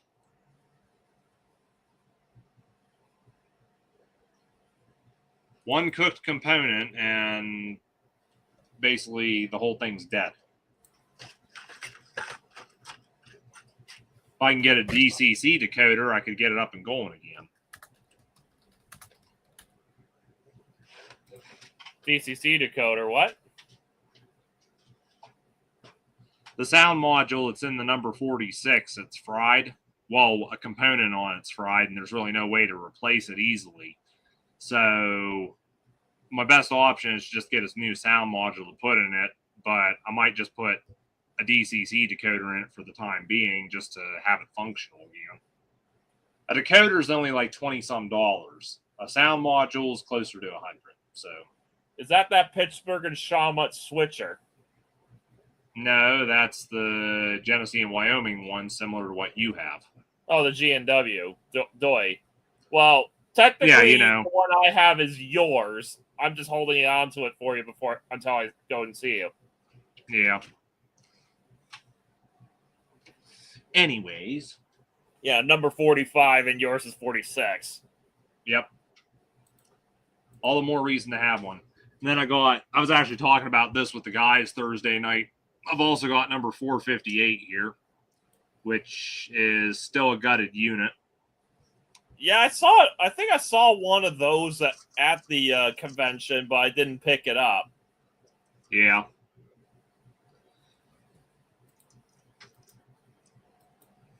I don't know. In a way, I kind of don't like the Buffalo and Pittsburgh decals on this, so I might replace them. Okay. Yeah, my biggest problem is you can see the black stripe running through it. And I got to compare sizes. They're probably not the right size, but I've got some Buffalo and Pittsburgh decals here that I might be able just to put over these. Fair enough. Sad part is number 458 is no longer with us. No longer with us? Yep, EPA had her scrapped. Oh. Too many emissions. That's sad. I think there was several SD45s that were scrapped with the mandate, and I think they also scrapped a couple GP10s. Gotcha. Saving the environment. Mm-hmm. Oh, yeah. Would you believe me if I told you that I managed to pick up a English wagon for only like $4 and it's brand new in the box? Well, packaging. Okay, what do you got? Honestly, I really couldn't tell you until I get it, because, honestly, I'm not really sure what kind of a wagon it is. I mean, it's a four-wheeler, and it's made out of wood. It's a plank wagon, but I don't know. I just haven't seen a plank wagon like this before. Okay. But, like I said, only got for like $4, brand new in the packaging. Well, like I said, let's take a look. What do we got here? Huh? Like I said, let's take a look. What do we got here? Hang on. Let me see if I can get a picture of it here. I'm still waiting for it to arrive. In the meantime, I got a little something to show here because while we're on the topic of Terrence the Tractor 525, I did actually receive a package from him, I think last week. I only just recently got around to opening it just because, again, things have been so busy for me. But basically, I have in my possession a new Bachmann model. And as you can see here by the packaging, it is Thomas. Is it Thomas? I can't see it. Why? Did my camera stop? No, it's because I was in a different tab. Oh, okay. But yeah, it's Thomas. Oh, is that Rebecca? No, it's Thomas. See, Thomas is on the back. You know what I mean. Yeah. No, it's Rebecca. Yeah, good luck putting a DCC decoder in that. I'm basically going to gut it and go to town. Maybe even put tender pickups in it. Well, that's the plan. This model is getting tender pickups. I'm honestly considering upgrading the motor that's in this thing because I've not heard too many good stories about it. Okay. And I'll tell you one thing: this thing is an absolute beast when it comes to weight. So it's a unit, absolute unit. Yeah. Heavy die-cast chassis, but funny part about this model was when Christian was here last, and we went to run this on the layout. Gary's layout, you can run analog locomotives. That's just the way it's set up. No, I think I remember hearing this. Every single time he tried to run Rebecca, she'd short the railroad. Obviously there's going to be some resistance, but I guess there was too much resistance, and it was actually registering as a short, so it wouldn't run. That's, another good reason to convert this over to digital. Yep.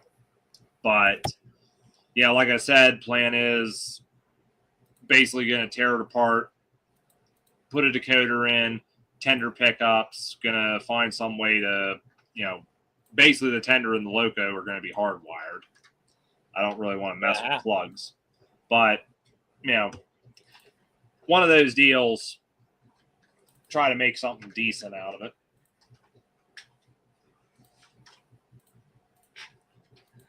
So, yeah, that's, I guess, the newest addition to my collection.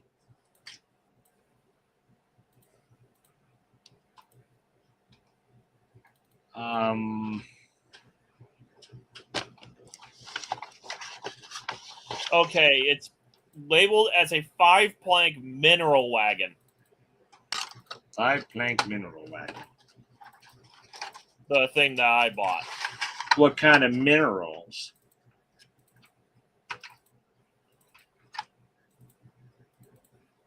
I'll show you exactly what kind of minerals as soon as I get over there, and you start, and you'll have your face planted in them, Mr. Thompson.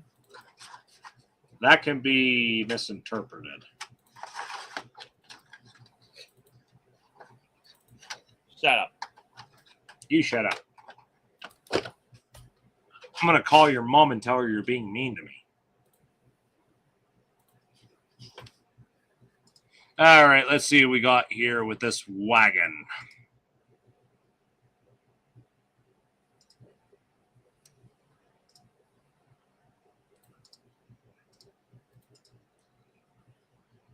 Not bad. Not bad at all. From what I understand, it's kind of supposed to be a clone of a Bachmann tooling.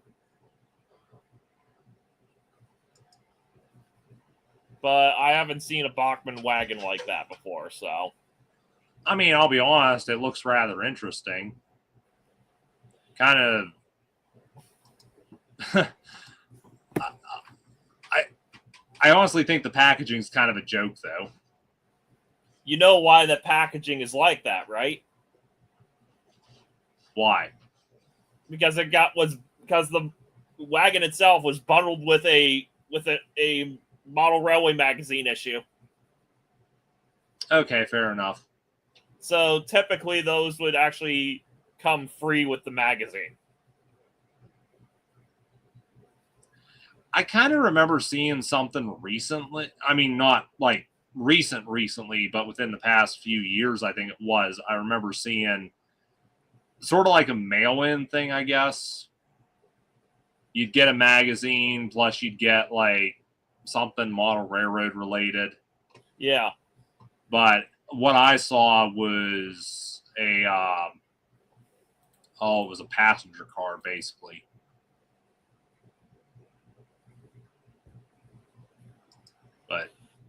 But yeah, the Your Model Railway Village magazine actually,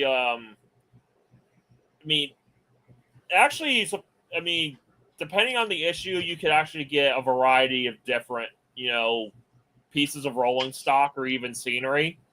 Like, I've seen multiple cases where you can get a British Railways Mark I carriage. Yeah, I've seen that. And I know that for certain was actually a clone of the Bachmann tooling. Yeah. But then I've also seen cases where they actually supply wagons that are clones of the Hornby tooling. Probably a lot of it has to do with whatever's cheap. You know, whatever's cheap, readily available, and Absolutely. but it's all right because I got my gin. Yeah, but the actual, yeah, it's the full name of the magazine was Hatchet, Your Model Railway Village. Aha.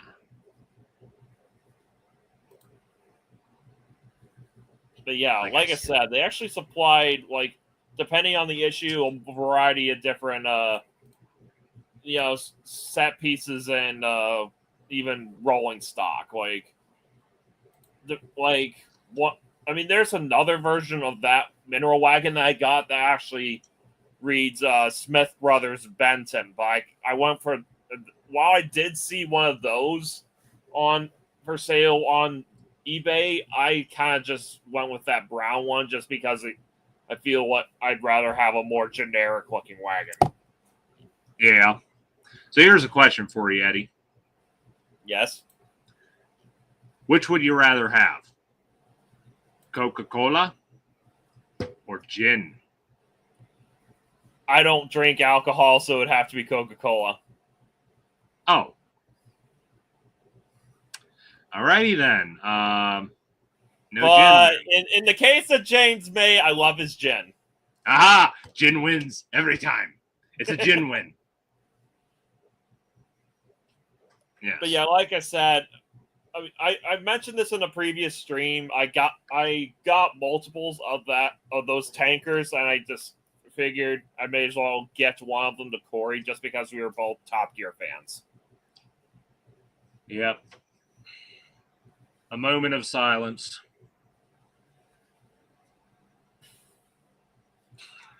At least the three are doing well for themselves. I mean, they're just no longer going to be a trio. Yeah.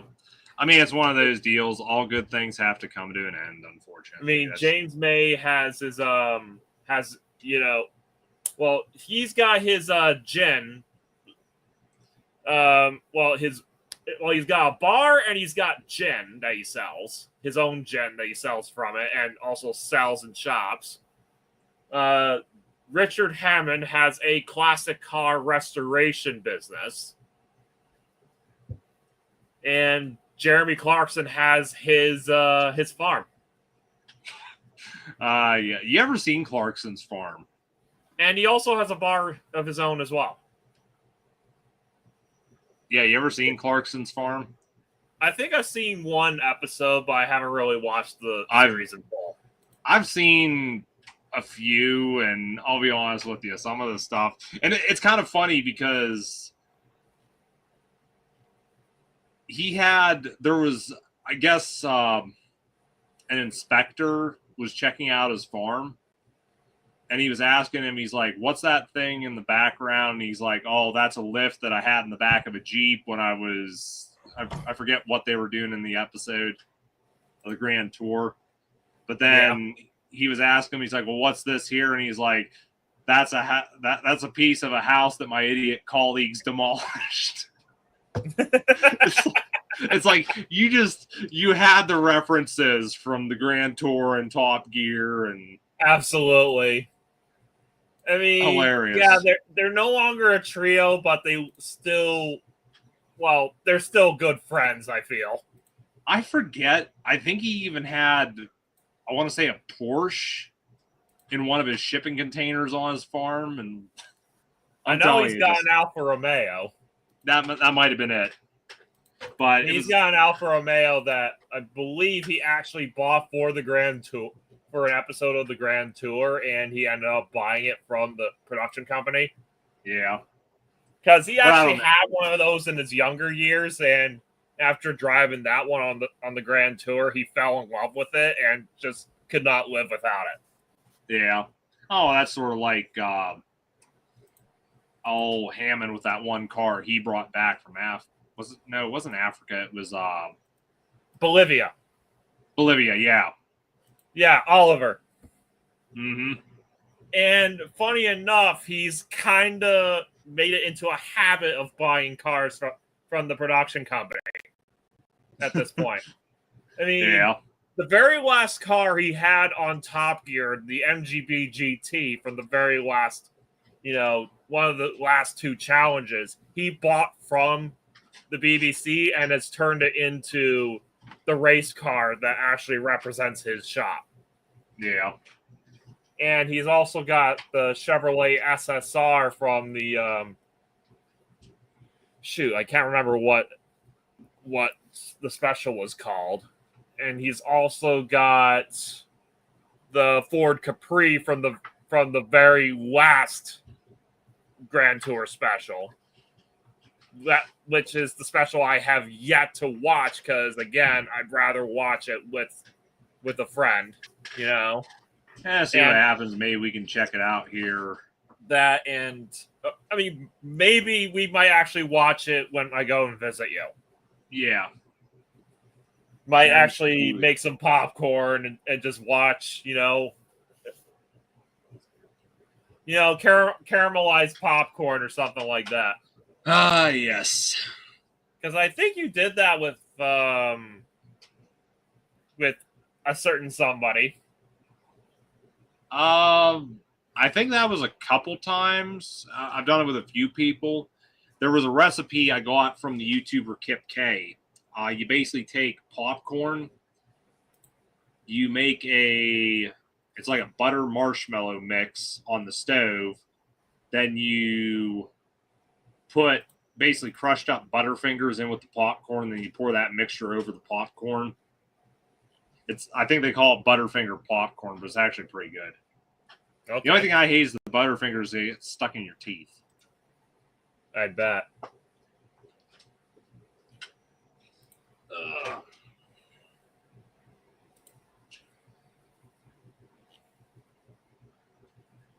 Oh, yeah, that's right.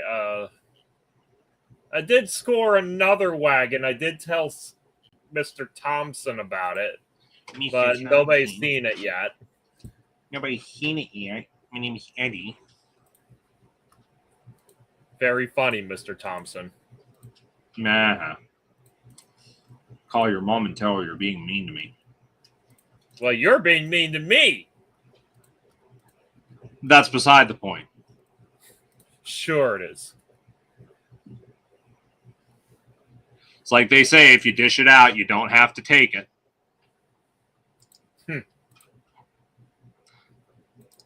Oh, yeah, I remember this one. I am somewhat jealous. Oh, you are jealous?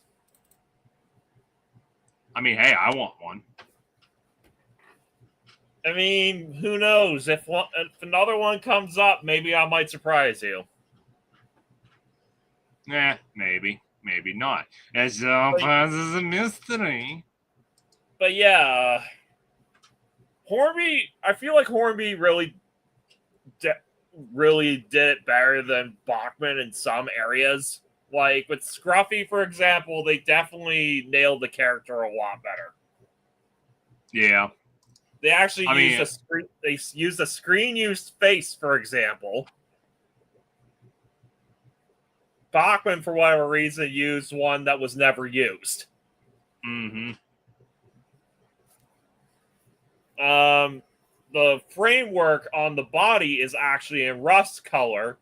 Bachman did not do that. It was just in the gray plastic.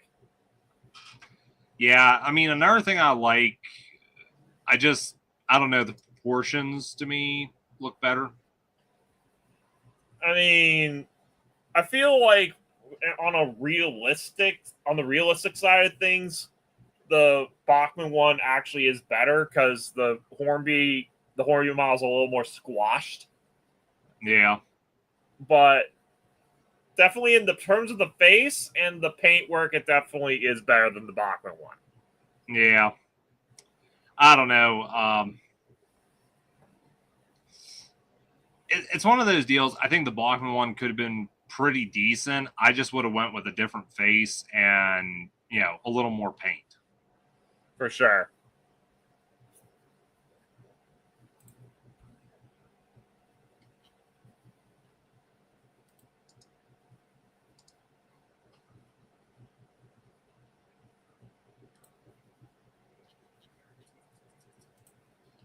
But I guess another something talk about is I got this one gondola car here. I have no idea who the manufacturer is because I don't see anything on here that specifies. But basically, this is a Norfolk Southern hopper gondola. Both. Somebody put Shawmut decals on it. Now, when I bought this, my thought was basically patch it. Say it was a former Shawmut hopper that NS now uses. The only downside is I think this is just too new. So I'm kind of leaning more towards removing. I don't know if it'll work or not. It depends how they applied the decals, but I'm almost thinking to myself about removing the Shawmut decals and just making this a regular Norfolk Southern gondola, because it just, I don't know.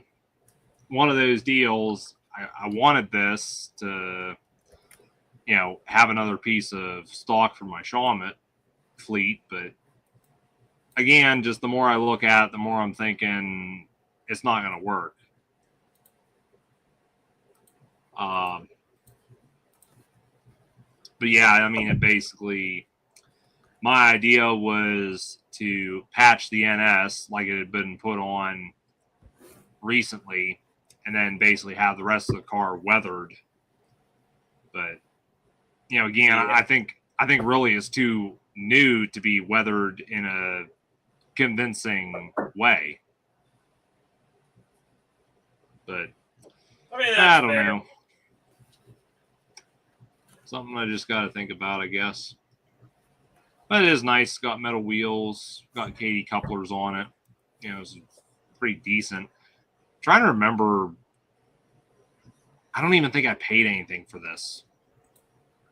I think it was just I bought a Buffalo and Pittsburgh gondola, and I bought a PPLX hopper car, and this was just thrown in for free. I think I had about $30 into all three pieces. Not bad. But I don't know. One of those deals, I got all this stuff I want to do, and it's a matter of getting around to doing it as well. That's the LEF&C covered hopper I got. I guess it's not exactly prototypical. I think Scale Trains recently came out with one, though, that I think is pretty accurate. This one here, the one thing I didn't like about it is it was too top heavy. I noticed the car liked to rock a lot, and some of how I get around that is basically the same as what I do with my hopper cars. I have a little KD coupler block slid underneath the bolster here, which basically keeps it from rocking. But in addition to that, the stupid part about this is they put the weight in this car, and they basically put it up over everything you have here. So it's basically right in the middle of the car. Well, again, that makes it more top heavy and prone to rocking. I actually took some spare weights I had and actually put them down here in the hopper bays, to basically lower the center of gravity. And the car, I don't think it's as heavy as it was before, but there's still some weight there, and it doesn't suffer the rocking issues because the center of gravity has been lowered. But I don't know. Definitely was not impressed with Athern's method there. And of course, I got this LEF&C hopper. I got my Sean one to go with it. Yeah.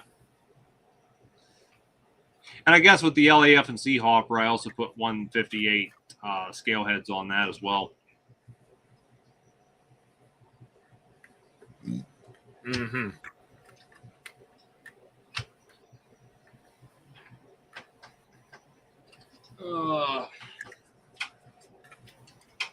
Yeah, I got a bunch of plastic wheels laying over on the workbench right now. I sure as hell don't need them. Neither do I. But somebody out there will still use them, so. I guess another thing, I might have showed this last time. I've still got this one Bowser kit. I'm still yet to get around to working on this. Need to find some parts.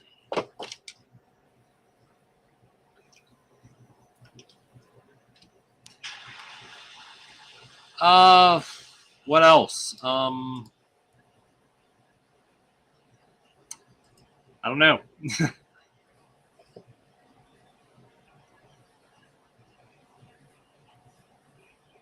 I'm just gonna look on mine here real quick. Yeah, this is probably gonna be another one I bring.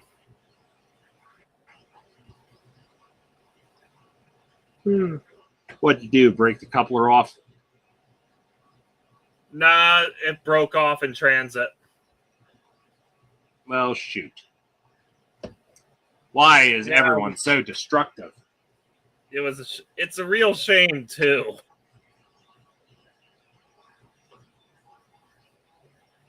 Why is that? I mean, just considering how much work whoever made this put into it. Oh, so it's custom then. Yep.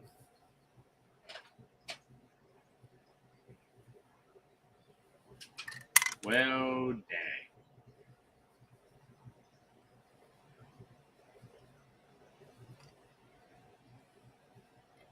No, I think it was this way. I'm not too sure. But it probably just needs some glue and it'll be fine. Yeah. Might have shown this before. Got this little guy.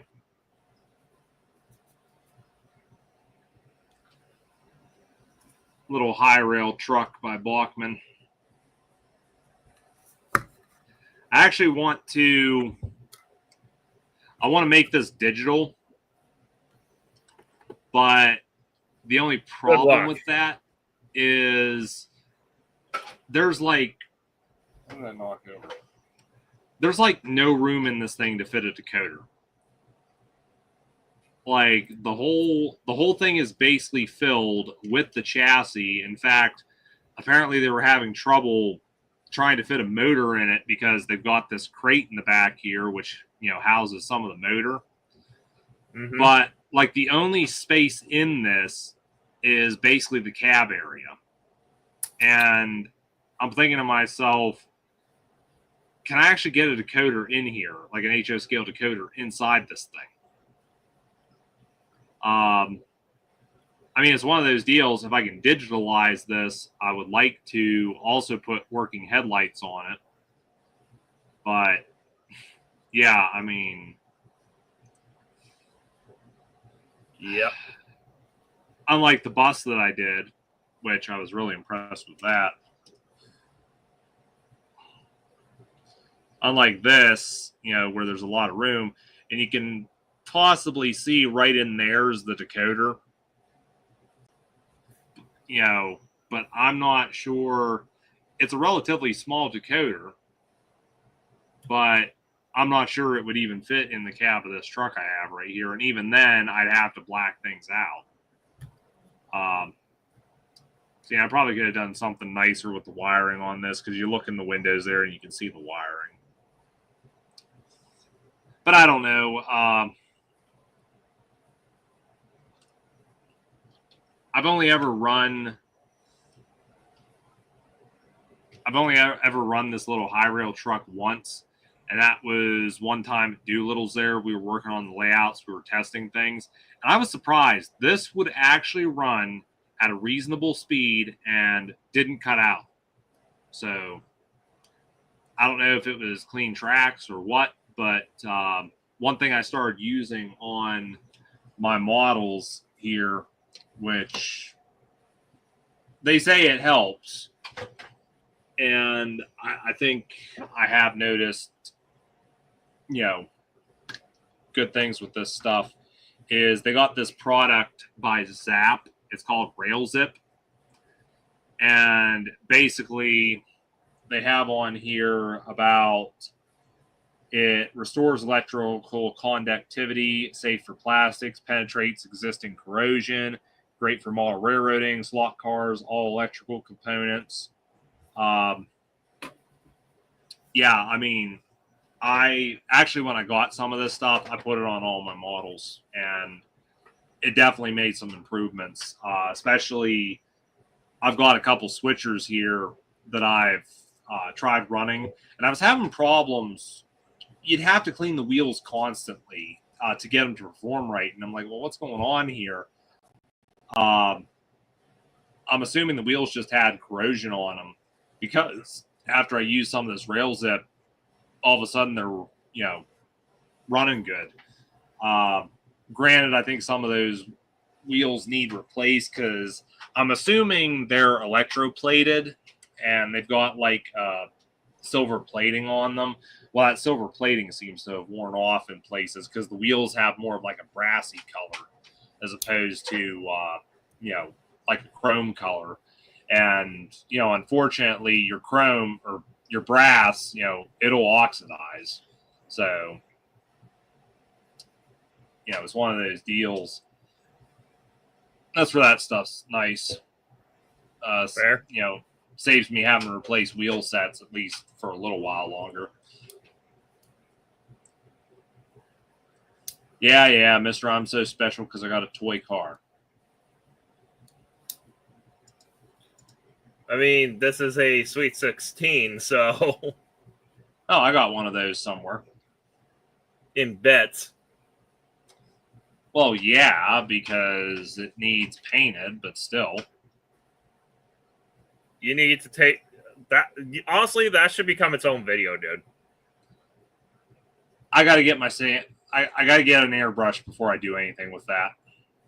I mean, yeah, you definitely need that before you can try using that Spectra Flame paint. Yeah. Honestly, it would be interesting seeing that Spectra Flame paint on a model train, though. Still can't believe I got this stuff. Only because you got gifted that by Bare Metal HW.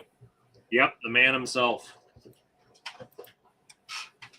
I don't know what I did to deserve that, but definitely really appreciated.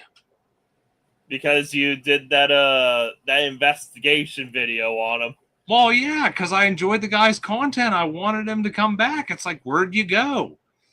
I mean, unfortunately, it gave us answers, but not the answers you would have liked. Yeah. Thanks a lot, YouTube. Well, there are other diecast customizers out there. Yeah. I think at the end of the day, at least the guy's alive and well. Yep. But yeah, case in point, this one I have right here. Mm-hmm. Made by Diecast Restos. And that was a good video, too. Quite enjoyed it. For sure. I actually watched it a couple times. Yeah, you learned something about American motors from that one. I mean, I don't know. Is that his style of video making, that he focuses more on the history versus the actual build itself? Well, he likes to balance it. Honestly, he likes to show the building process, but also he likes to give a detailed history about the about the actual car model and itself, but in terms of but for my car, he also went in depth into the American Motors Corporation, since he wasn't really that familiar with it before he started on my project. Yeah. So he kind of, I mean, it was a learning experience for him as well. Yeah. No, it's Because he was in the UK. He never got those cars. Yeah. I live in America. I never got his cars. But yeah, funnily enough, he said that he's also got another AMC in the works. So what, another commission or? It might be another commission, yeah. Yes. Wouldn't be surprised if more people with AMCs ask him, "Hey, can you make my car?" Hey, can you make my car, please? Because I said so.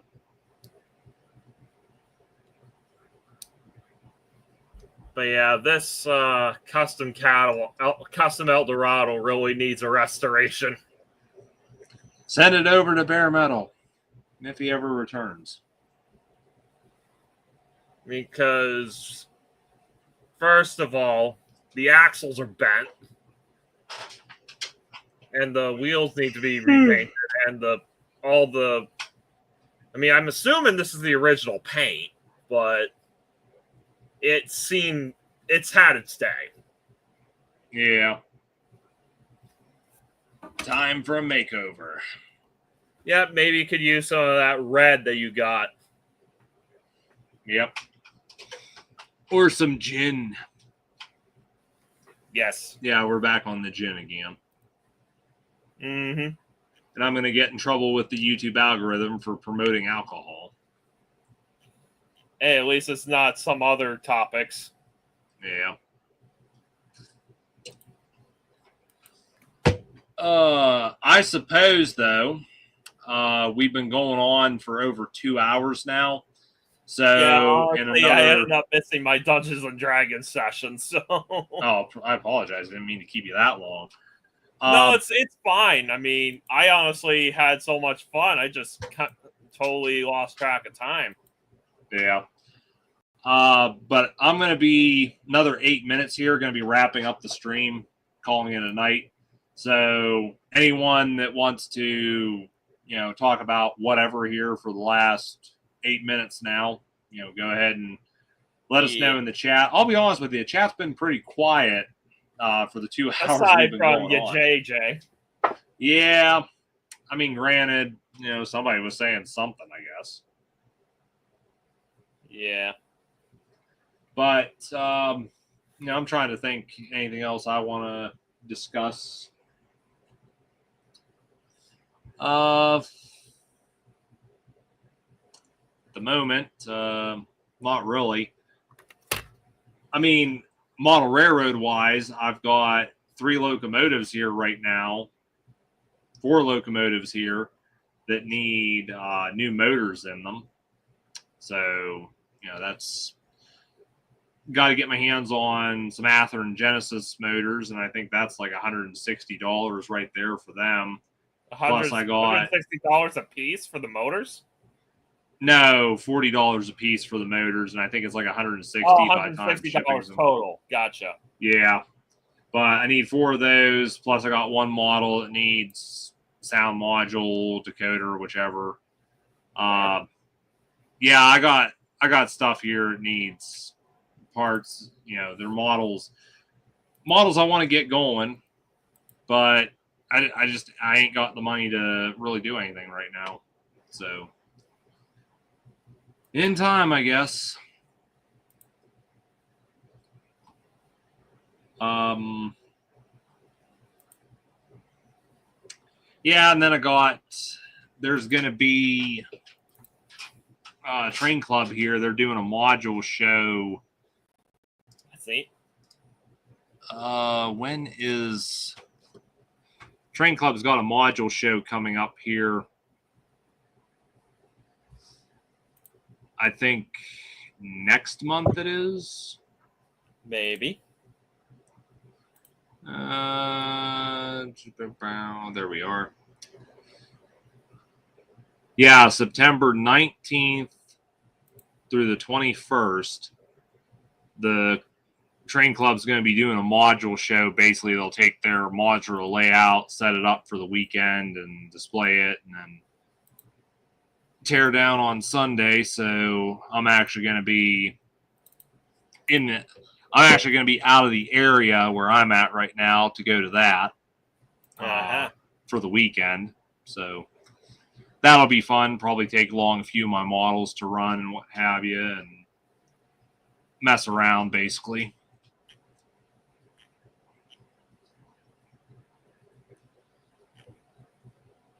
But that's really all I have going on. I guess another thing to talk about real quick. Did you go to the train club Thursday?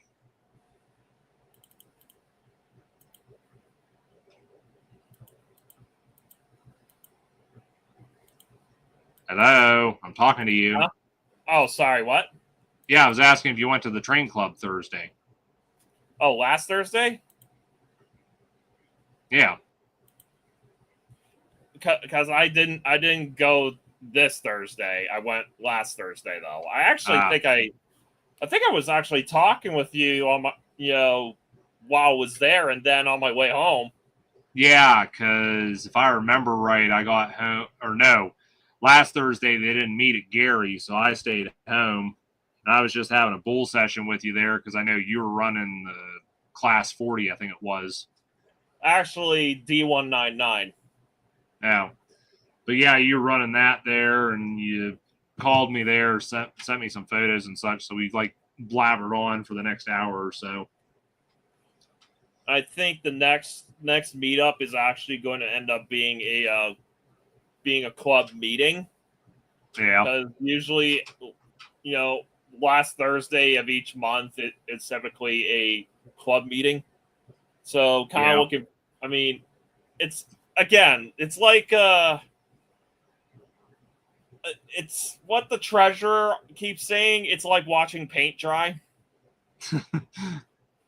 But honestly, I really should attend every single meeting, just because the idea is that once I've attended 9 meetings, the senior members of the club will actually get together and actually vote on whether or not I can be taken on as a permanent member. Yeah. Or be upgraded from associate, I guess you could say. And from what I understand, I mean, there's a pretty good chance that I will be, because they haven't outright rejected anybody to become a proper full-time member since 2012. Yeah. But yeah, the exciting thing is that, I mean, if they vote me in, they'll actually give me my own copy of the keys to get into the place, so I can actually run my trains in there whenever I want. Yeah. See, that's one nice thing. I know the Clarion Club is kind of the same way. Basically, you got 24-hour access to the clubhouse. But, yeah, I mean, probably a good idea if you can attend monthly meetings. Because, like me, for example, with the club I'm in, I can't make it to every single meeting, but I try to at least attend most of them within a year's time.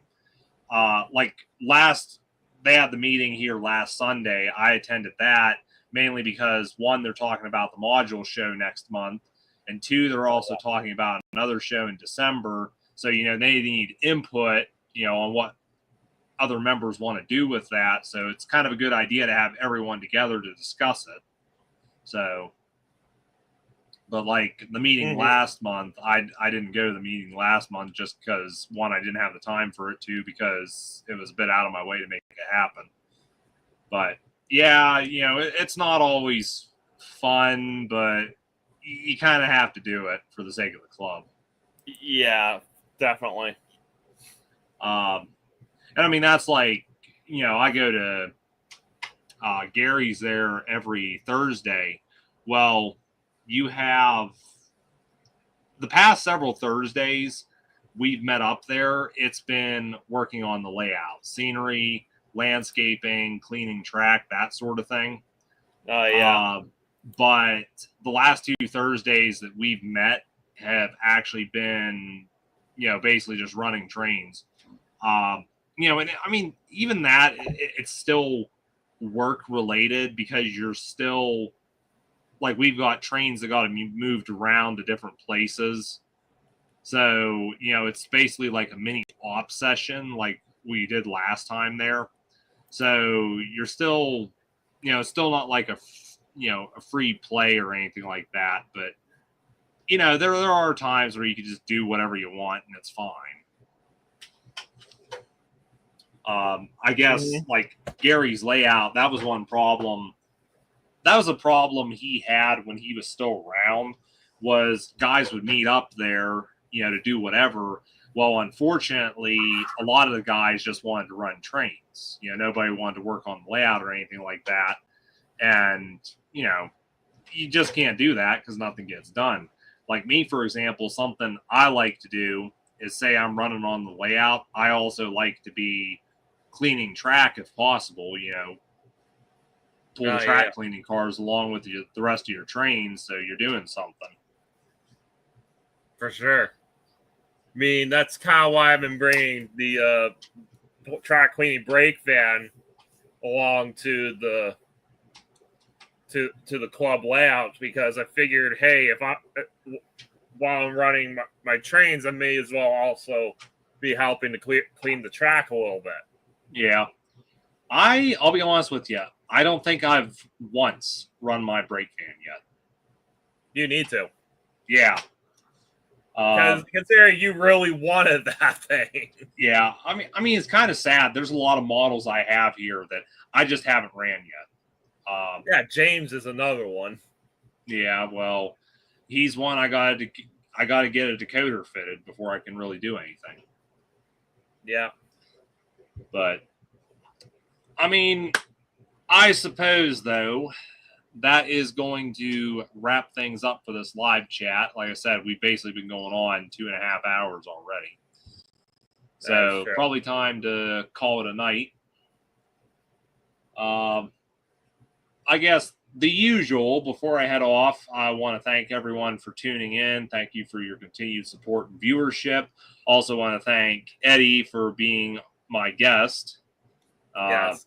I apologize this wasn't as spectacular as the last one we did this month, but unfortunately it's one of those deals. Going back to that one, it was over a month of planning, trying to find a time when everyone was going to be available. And that's the thing. The more people you have in one of these, the harder it is to try to, get everyone together, make our schedules coincide to where something like this can happen. Yeah, and even then, we kind of didn't end up having every single person that we wanted to have in that last one. Yeah. Because honestly, we kind of wanted to have another friend of ours. His name is Jesse from Wybridge Hobbies. Yeah. But it unfortunately just didn't work out for him. Yeah, would like to get him on the channel sometime. There's actually quite a number of people I wouldn't mind having on here as special guests. But it's one of those deals. It's when it happens, I guess. But I don't know if you got anything you want to say before we call it a wrap, Eddie, or if you're ready to head on out of here.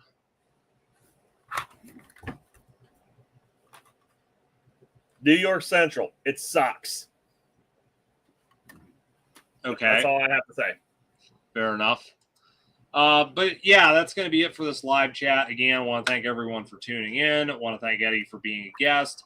I'm going to see about trying to get another one of these scheduled for next month. I'm not sure when it will be, but I'm trying to at least get one live chat each month now, because I know there's a lot of people that really enjoy these. Again, uploads are going to be coming on Tuesdays and Thursdays. Got a lot of great stuff planned. So, subscribe, keep a watch out for all that and everything. But I suppose that is going to be it. Again, thank you all for tuning in. We'll catch you on the flip side. Zara.